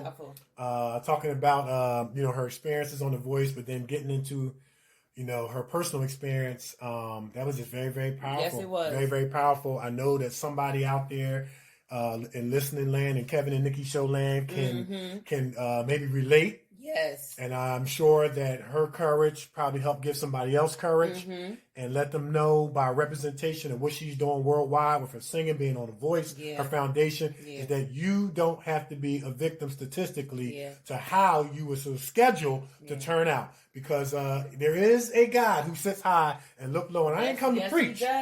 Who can take a mess and make a miracle and give you a message. Yes, he does. Let the church say amen. Yes. I don't know where that came from. But it was so well needed. It was so good. He can take a mess and make a miracle. Yes, he can. Shout it down. He does it all the time. That's it. Shout out to Myracle Holloway. Shout out to David Benton, Urban Elite Beauty. Yes. Yeah, man. And shout out to Miracle's husband. That's it. Yes, getting better every day. New boo. Getting better. Yes, better. Yeah. Oh, that was fantastic, man. It was emotional. It was touching. Yeah. Man, you just kind of sat back and you just listened and just absorbed, and it was emotional, but it was powerful. Yeah, it was powerful. It was powerful in terms of what it represented, in terms of her other side of through, and what she's doing now to help people to get free. She's helping a lot of people. She's helping a lot of ladies, and like I said, her mother get the bell. Her brother. Her mother gets the bell for saying, tell a story. Tell the story. That's it. Now that's somebody who has owned up to their behavior. Yeah, tell the story. And then she kind of shed a little bit of light on her mom's story, and you see where the hurt people hurt people. Yeah, passed down, and, like you said, generational. Yeah, generational. And then Myracle, like, look, the buck gonna stop here. It ain't going no further. That's we as families got to stand up and say, it's gonna stop. This the generation is gonna stop. That's right. We're not passing that stuff, so that this cycle continue to repeat. That's right. Great show. Great show. It was great, man. Yes, it was great. It was great. Yes, it was. All right, so we're going to take a break? Yep, we're going to take a break, and when we come back, it's going to be time for News and Sports. Scholars Professional Editing Firm consists of a specialized group of academic doctors, editors, and statisticians that keep doctoral candidates moving through the academic doctoral process. The Scholars Group accepts doctoral dissertation, capstone projects, premise, research studies, research proposals, and oral defense preparations and presentations. The Scholars offer both qualitative and quantitative research assistant data analysis, dissertation editing, writing support, and mentorship through their Bootcamp 8-week online program. The Scholars Professional Editing Group will keep you moving. And for more information, visit www.thescholarsedititing.com. That's www.thescholarsedititing.com or contact Dr. Tamika Haynes at 281-315-6053. All right. Okay, so now it's time for News and Sports. All right. So in sports, I got a short sports story. All right. So I know the Eagles played the Cardinals on this past Sunday, but I want to go back to the Eagles versus the New Orleans Saints game last week. It was a significant game, of course, because it was the game in which there was a switch at quarterback that gave Jalen Hurts his first NFL start. But it was an even more significant game because the Eagles won the game 24-21. Yep. Now, I love this story because it's a story about the quote-unquote experts counting out the Eagles and Jalen Hurts, and like a weatherman giving a false weather report, it turned out just the opposite. They said that this was Jalen Hurts' first start in an NFL game, and it's not like college. They said that the New Orleans Saints have a 9-game winning streak. They said the Saints have the number 1 defense in the NFL. They said no one is expecting Jalen Hurts to play well, but when everything with Carson Wentz wrong, and they said switch quarterback, Jalen hurts all their feelings because he played well and the Eagles won the game. Preach, Pastor. The experts should have known better. The city where the ultimate underdog of all time overachieves. Can you hear that Rocky music playing in your head right now?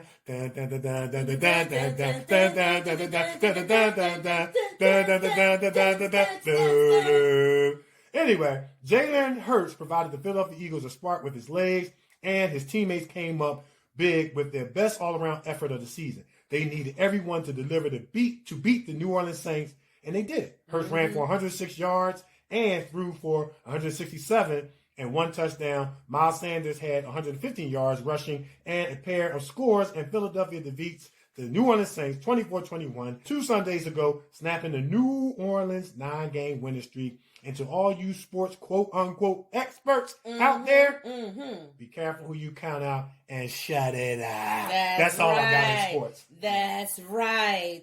That's yes, it. yes, Yes, they talked a lot of smack about that young man. Sure did. He did it.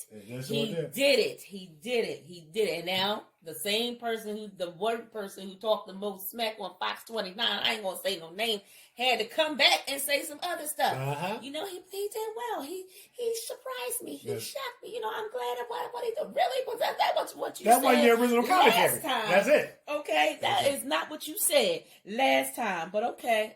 So we see that this young man has a way of making people recant the statement. They call it eating crow. Eating crow. Yeah. Yes, eating crow. Well, in news, listen, shout out to Tom Cruise. Tom Cruise, get the bell, baby.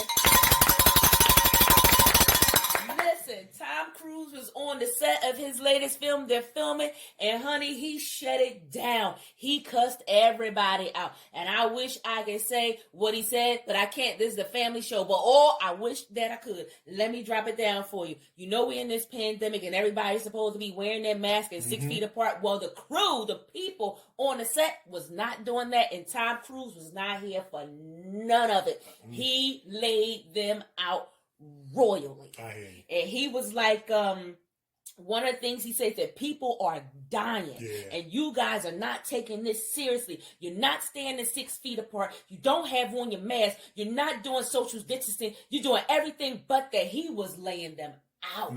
He was going off. And let me tell you, every single celebrity in the celebrityism world gave Tom a hand clap. Okay?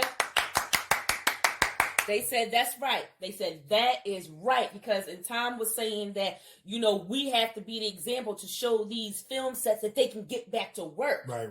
And he said, so many people are out of work right now. He said, so many actors are out of work because productions are shut down. And he said, we have to be the example to show them that we can open back up. We can get back to work. We can get back to filming. And he said, y'all not doing that. Y'all not helping me.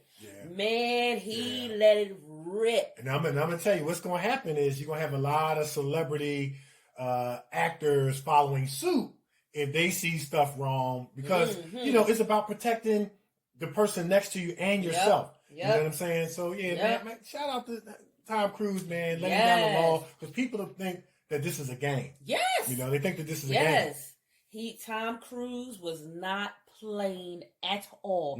He let them people have it. He has some choice words up in there too, because you know somebody getting cussed out when all you hear is bleep bleep bleep bleep bleep bleep bleep bleep bleep bleep bleep bleep bleep. Man, he was chewing them people out royally. He was very upset. They said he stopped. He called cut. Okay. And cussed them out royally, and people all over was like, shout out to Tom Cruise. That's right, because we all need to get back to work. You got a lot of actors, you know, who are not working because productions and different things are shut down. We know we were supposed to be in LA in October? And we could not go to film because of, you know, the pandemic. And he said, you guys are playing around. You playing too much. Shoot. Tom Cruise, get the bell, baby. That's it. I had another story, but honey, when I saw that tops all of that. Sure did. Because that's the. I mean, when it comes from somebody like Tom Cruise, when he speaks, people you have to listen. You have to listen. He was serious. You know, that tops all of that. He was serious. He was not playing. He was not playing. That's it. That's all I got in news, baby. All right. That's all I got. All right. So we're going to take a break. And when we come back, it's going to be time for my favorite part of the show. We're going to find out what's bothering Nikee. It's the Kevin and Nikee Show on IR Radio. We're everywhere, and we will be right back.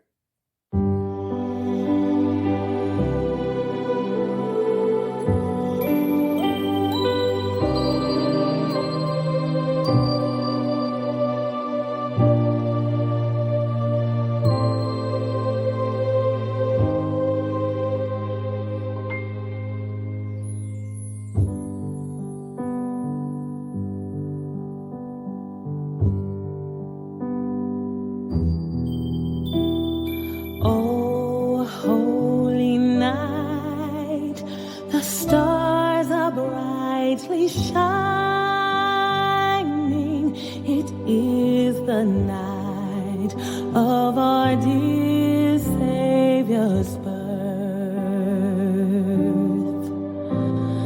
Long lay the world in sin and error pining till he appeared and the soul felt its worth. A thrill of hope, the weary world rejoices, for yonder breaks a new and glorious morn. Fall on your knees, oh, hear the angels' voices. Oh, night divine, oh, night when Christ was born.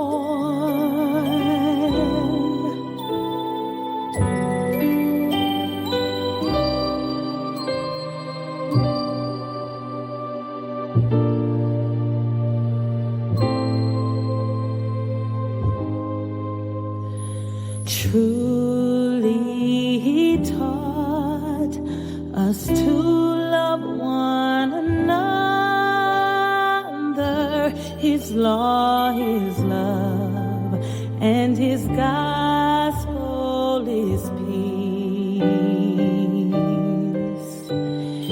Chains shall he break, for the sinner is our brother, and in his name all oppression shall cease. Sweet hymns of joy in grateful chorus raise we, let all within us praise his holy name. Christ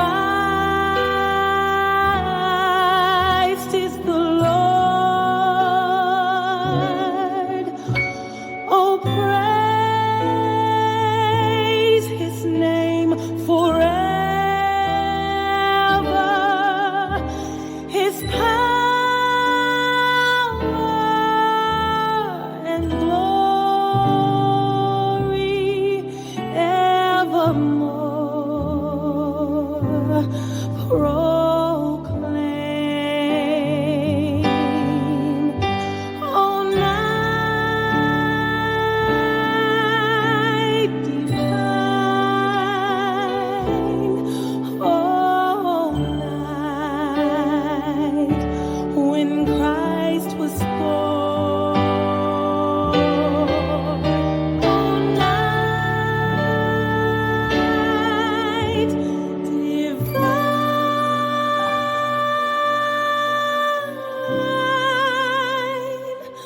oh, night, oh, night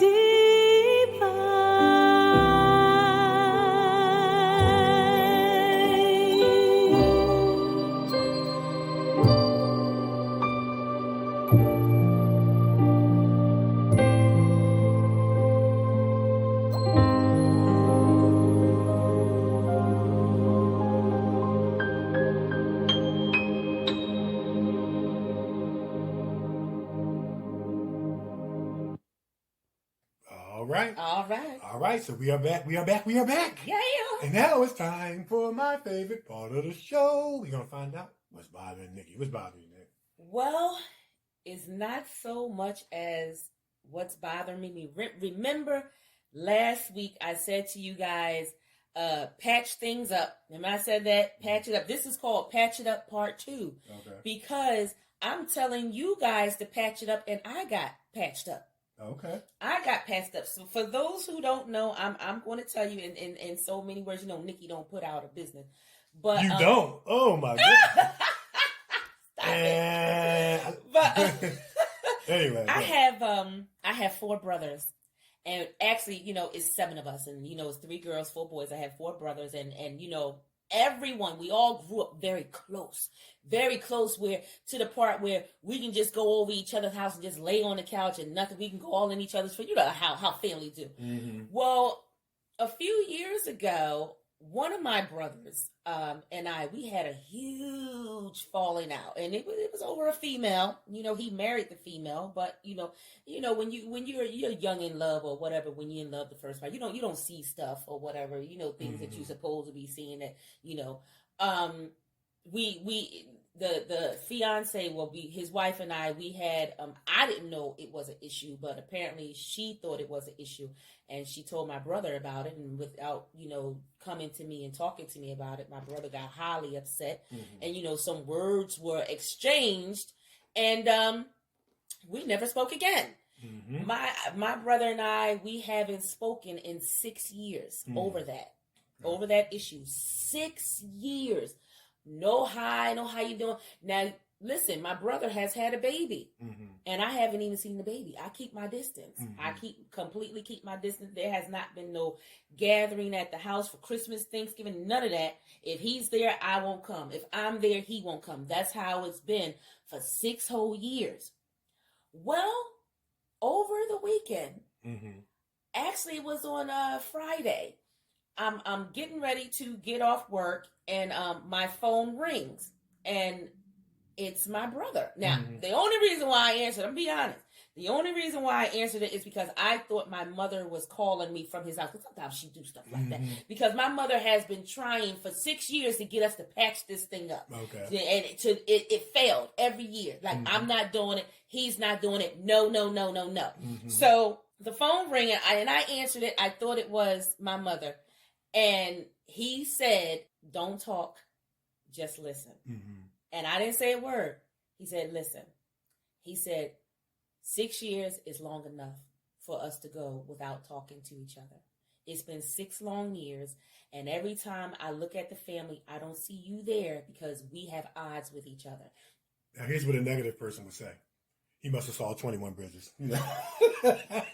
He saw you in 21 Bridges. It's like, no, I said that's what a negative person would say.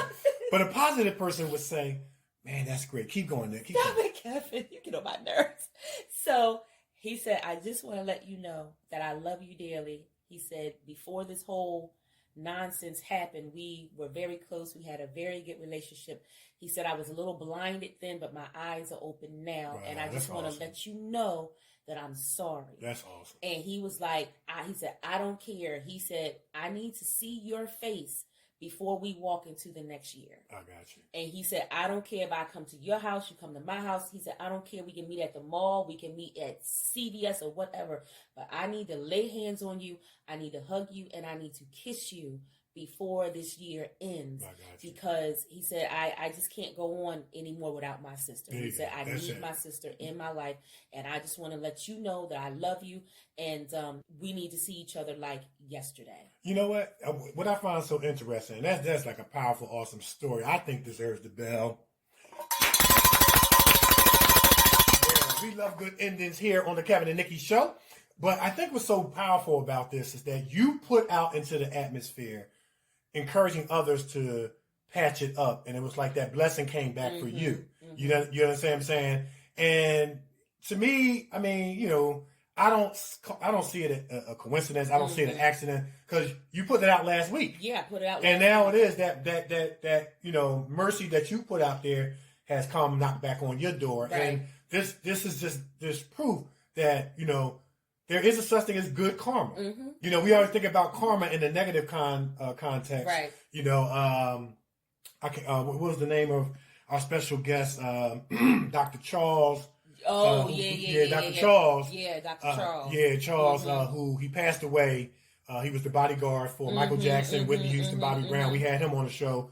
He passed away earlier this year. Rest in peace, Dr. Charles. Yeah. But he talked about that on the show, that we got to change our thinking about things that are negative. And so when we think about karma, we think about the bad seeds that people have sown, and you're getting it back. But there's good karma. Yeah. And this is an example of good karma. Nikee threw out positive seeds to encourage others to do what was right, what was good, what was just, what was fair. And it came knocking on her door. Right. And a relationship is being mended. Right, and I was not expecting that. Yeah. I wasn't going to make no phone calls. Yeah. And, my mother, over the years, she would be like, y'all acting like children. You need to work on it. You need to talk. I mean, and we just would not. Right, we just would not. It was one of them things where you go your way, I'll go my way, and we'll never meet up nowhere ever again. That's it. That's how. And we said some pretty damaging things to each other. I remember, like, one time I said to him, "You're dead to me." Okay. And my mother got so upset because I said that. Yeah. And and I did call my mother and told her that he called me, and this is all I heard was. She started crying She because she's been crying. praying. I can tell you that. I know your mom been praying. Yeah. So, and she just started crying, and she just started crying, and I couldn't get a word, and she kept saying, hallelujah, hallelujah, yeah, hallelujah. so your mom is a praying woman. She's been praying on us to patch it up, because we couldn't even, it was so bad where we couldn't be in the same room together without just looking like if I was near a knife, I was going to throw it. If he was near a knife, he was going to throw it. That's how bad it was. Okay. And and for him to get married and have the baby, and I never saw the baby.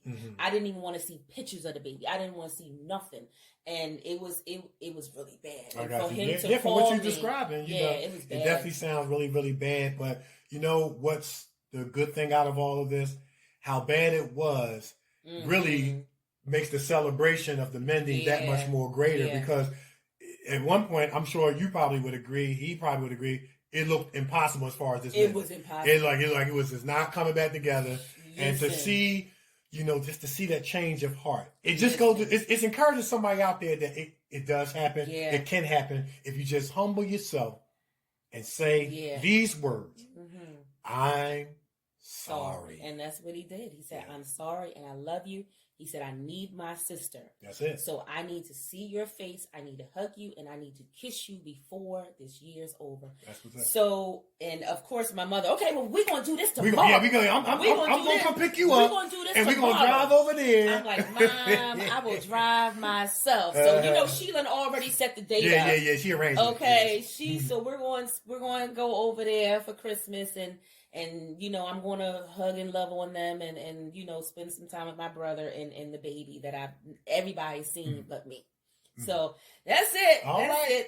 That's it. Listen, we love happy endings on the Kevin and Nikee Show. You know what I'm saying? Yeah. And this is our Christmas edition, as we've been telling y'all, of the Kevin and Nikee Show on iHeartRadio. We're going to keep the Christmasness going. Yeah, y'all. Yeah. All right. So we're going to take another break, and when we come back, it's going to be time for my favorite part of the show, Kevin's Corner. It's Kevin and Nikee Show on iHeartRadio. We're everywhere, and we will be right back.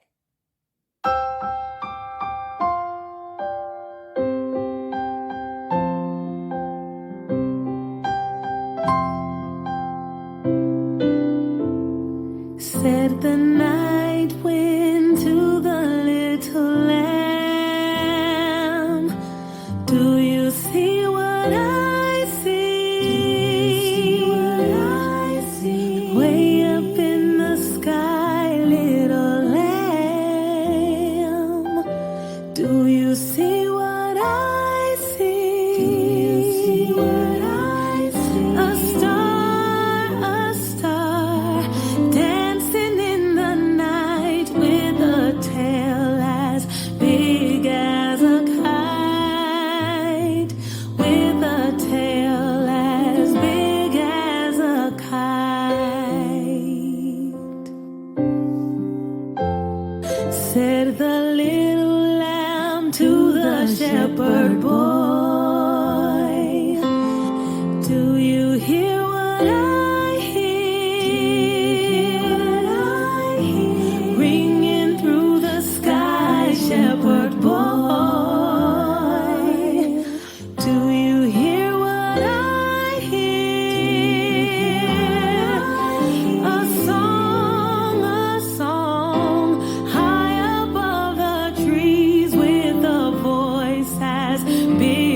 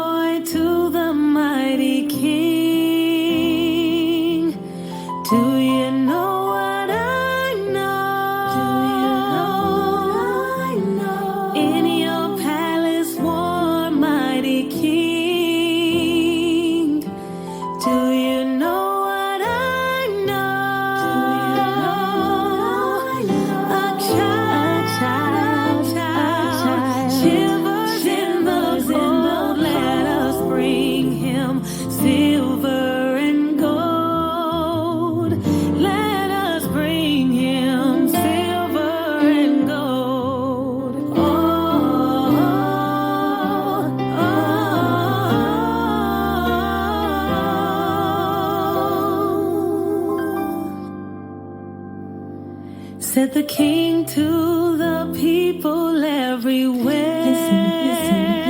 Listen to what I say.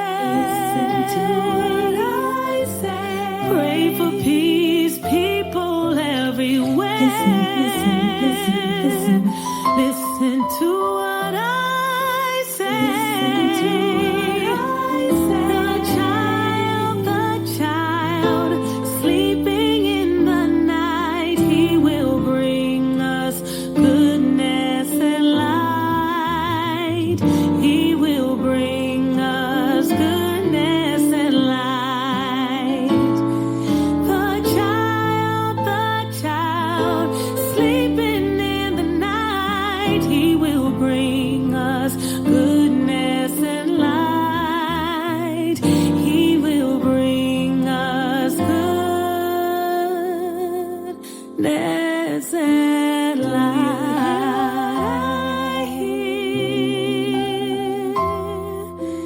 Do you hear what I hear? Do you hear what I hear?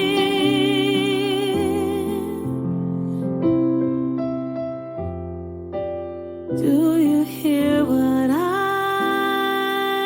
hear?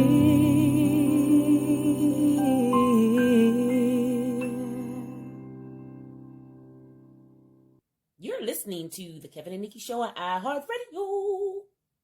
All right. It's my favorite time of the season on the Kevin and Nikee Show. Kevin's Corner. All right. So we're going to keep the high vibration train moving. Choo-choo. We got 2 more characteristics. We still dealing with signs that one is operating on a high vibration, the frequency and light. We're in week 89. We got 2 more characteristics, number 144, 145. And see, this is how I know that I'm saying what I'm supposed to be saying. That's right. Because it's going to connect so perfectly with the show, with the 2 characteristics I picked. Yes. But I think he picked them, and it's going to fit person. So the first one is you are resilient. Being resilient is about being able to bounce back from hard things quickly. Resilient people are able to work through hard times, learn from them, and grow stronger and more capable to overcome hard things in the future. These people understand that their setbacks are a setup for a comeback. Nice. And like the Terminator, they live this saying, I'm back. I'm back. And then the next characteristic, number 145, you are a survivor. Now, how perfectly fitting is that? Given what was shared and what was talked about. You know what I mean? The definition of a survivor is a person who copes with a bad situation or affliction, and I'm going to add in their suffering and pain, and who gets through, or a person who managed to live through a situation that often causes death. A person regarded as resilient or courageous enough to be able to overcome hardship, misfortune, etc., etc. Now, these people learn to change their why. They change it from why did I go through that, or why did this happen to me, to why didn't it kill me, and why did I survive it? And when you answer these 2 questions, if you don't have it already, you will find your purpose. It's pain that profits other people. Since I went through it, then that's a Kevin's Corner for another day. Love it. That's Love it. Love it. Love That's it. all I got. We Love out. it. We's out. All right. Put it out there. All right. Thank you guys so much for tuning in from the top, middle, and bottom of our hearts. We love you guys. You motivate and inspire and encourage us for tuning in each week. And as long as y'all keep tuning in, look, we're going to keep bringing y'all these great shows, great guests, great conversation, great topics, great music, and much, much more. Listen, you guys, you matter to us. We think about you. That's right. We think about you when we are preparing our shows because, listen, we want to inspire. And if we made you smile, laugh, think, or encourage you or inspired you within these hours or so, then hey, look, we did our job. So I'm actor Kevin D. Benton. You can find me on Facebook, Kevin D. Benton, on Twitter at Kevin D. Benton, on Instagram, actor Kevin D. Benton, and you can find us on YouTube at actor Kevin D. Benton and actress Nikee Warren. Yeah, you can find me on Facebook, Nikee Warren, on Twitter at Nikee Warren, and on the gram, hello, I'm Nikee. That's spelled HELLOIMNIKEE. You can find our show, the Kevin Nikee Show, on Facebook, Kevin Nikee Show on Twitter, at Kevin Nikee Show on the gram. Listen, we keep it simple so that you guys can find us. And if you have any questions, comments, concerns regarding our show, hit us up, KevinNikkeeShow@yahoo.com. You got any questions, comments, concerns for our special guest? Myracle Holloway. Hit us up, KevinNikkeeShow@yahoo.com. Listen, we will read it to her, get the answer, and read it back. And like we say every week, who knows, your letter can be featured on our show. Listen, Merry Christmas. Merry Christmas. Merry Christmas. Merry Christmas. God bless you.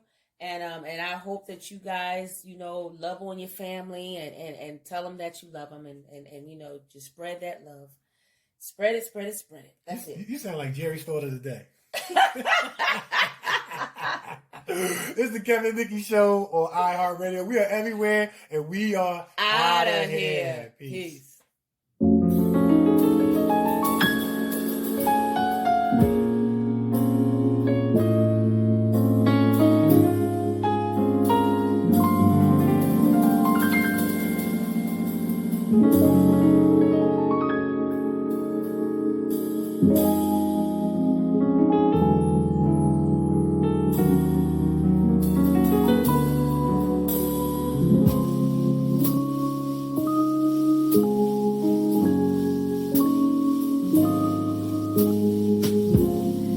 Chestnuts roasting on an open fire. Jack Frost nipping at your nose. Yuletide carols being sung by a choir and folks dressed up like Eskimos. Everybody knows a turkey and some mistletoe help to make the season bright. Tiny tots with their eyes all aglow will find it hard to sleep tonight. They know that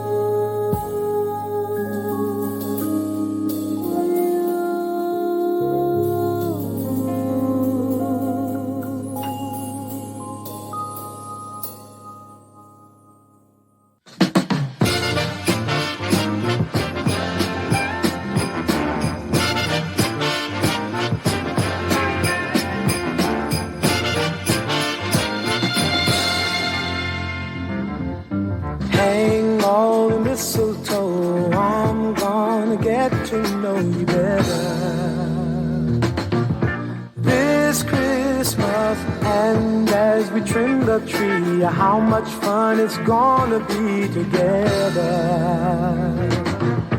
This Christmas, the fireside is blazing bright.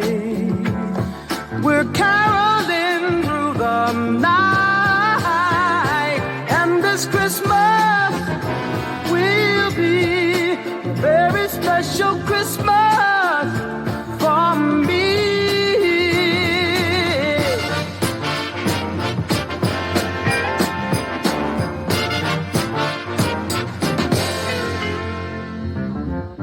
Presents and cards are here. My world is filled with cheer and you. This Christmas, and as I look around, your eyes outshine the town they do. This Christmas, the fireside is blazing bright. We're caroling through the night.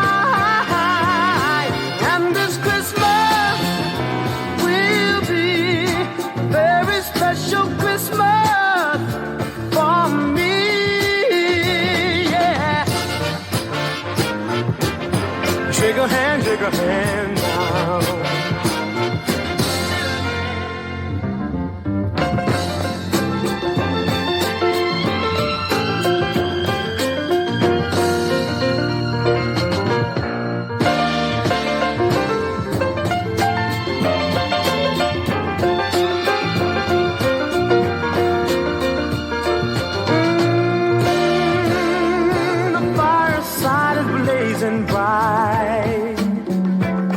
We're caroling through the night, and this Christmas will be a very special Christmas for me, yeah.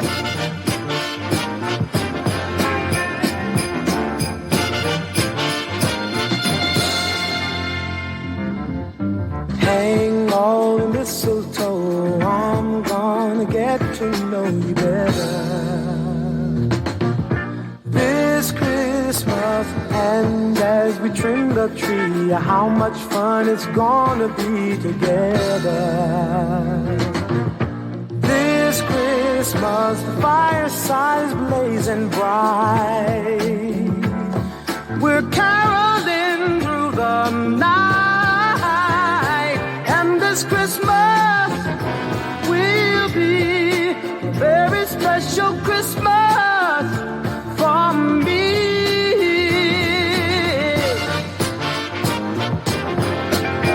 Merry Christmas. Shake a hand now. Wish your brother Merry Christmas all over the land now.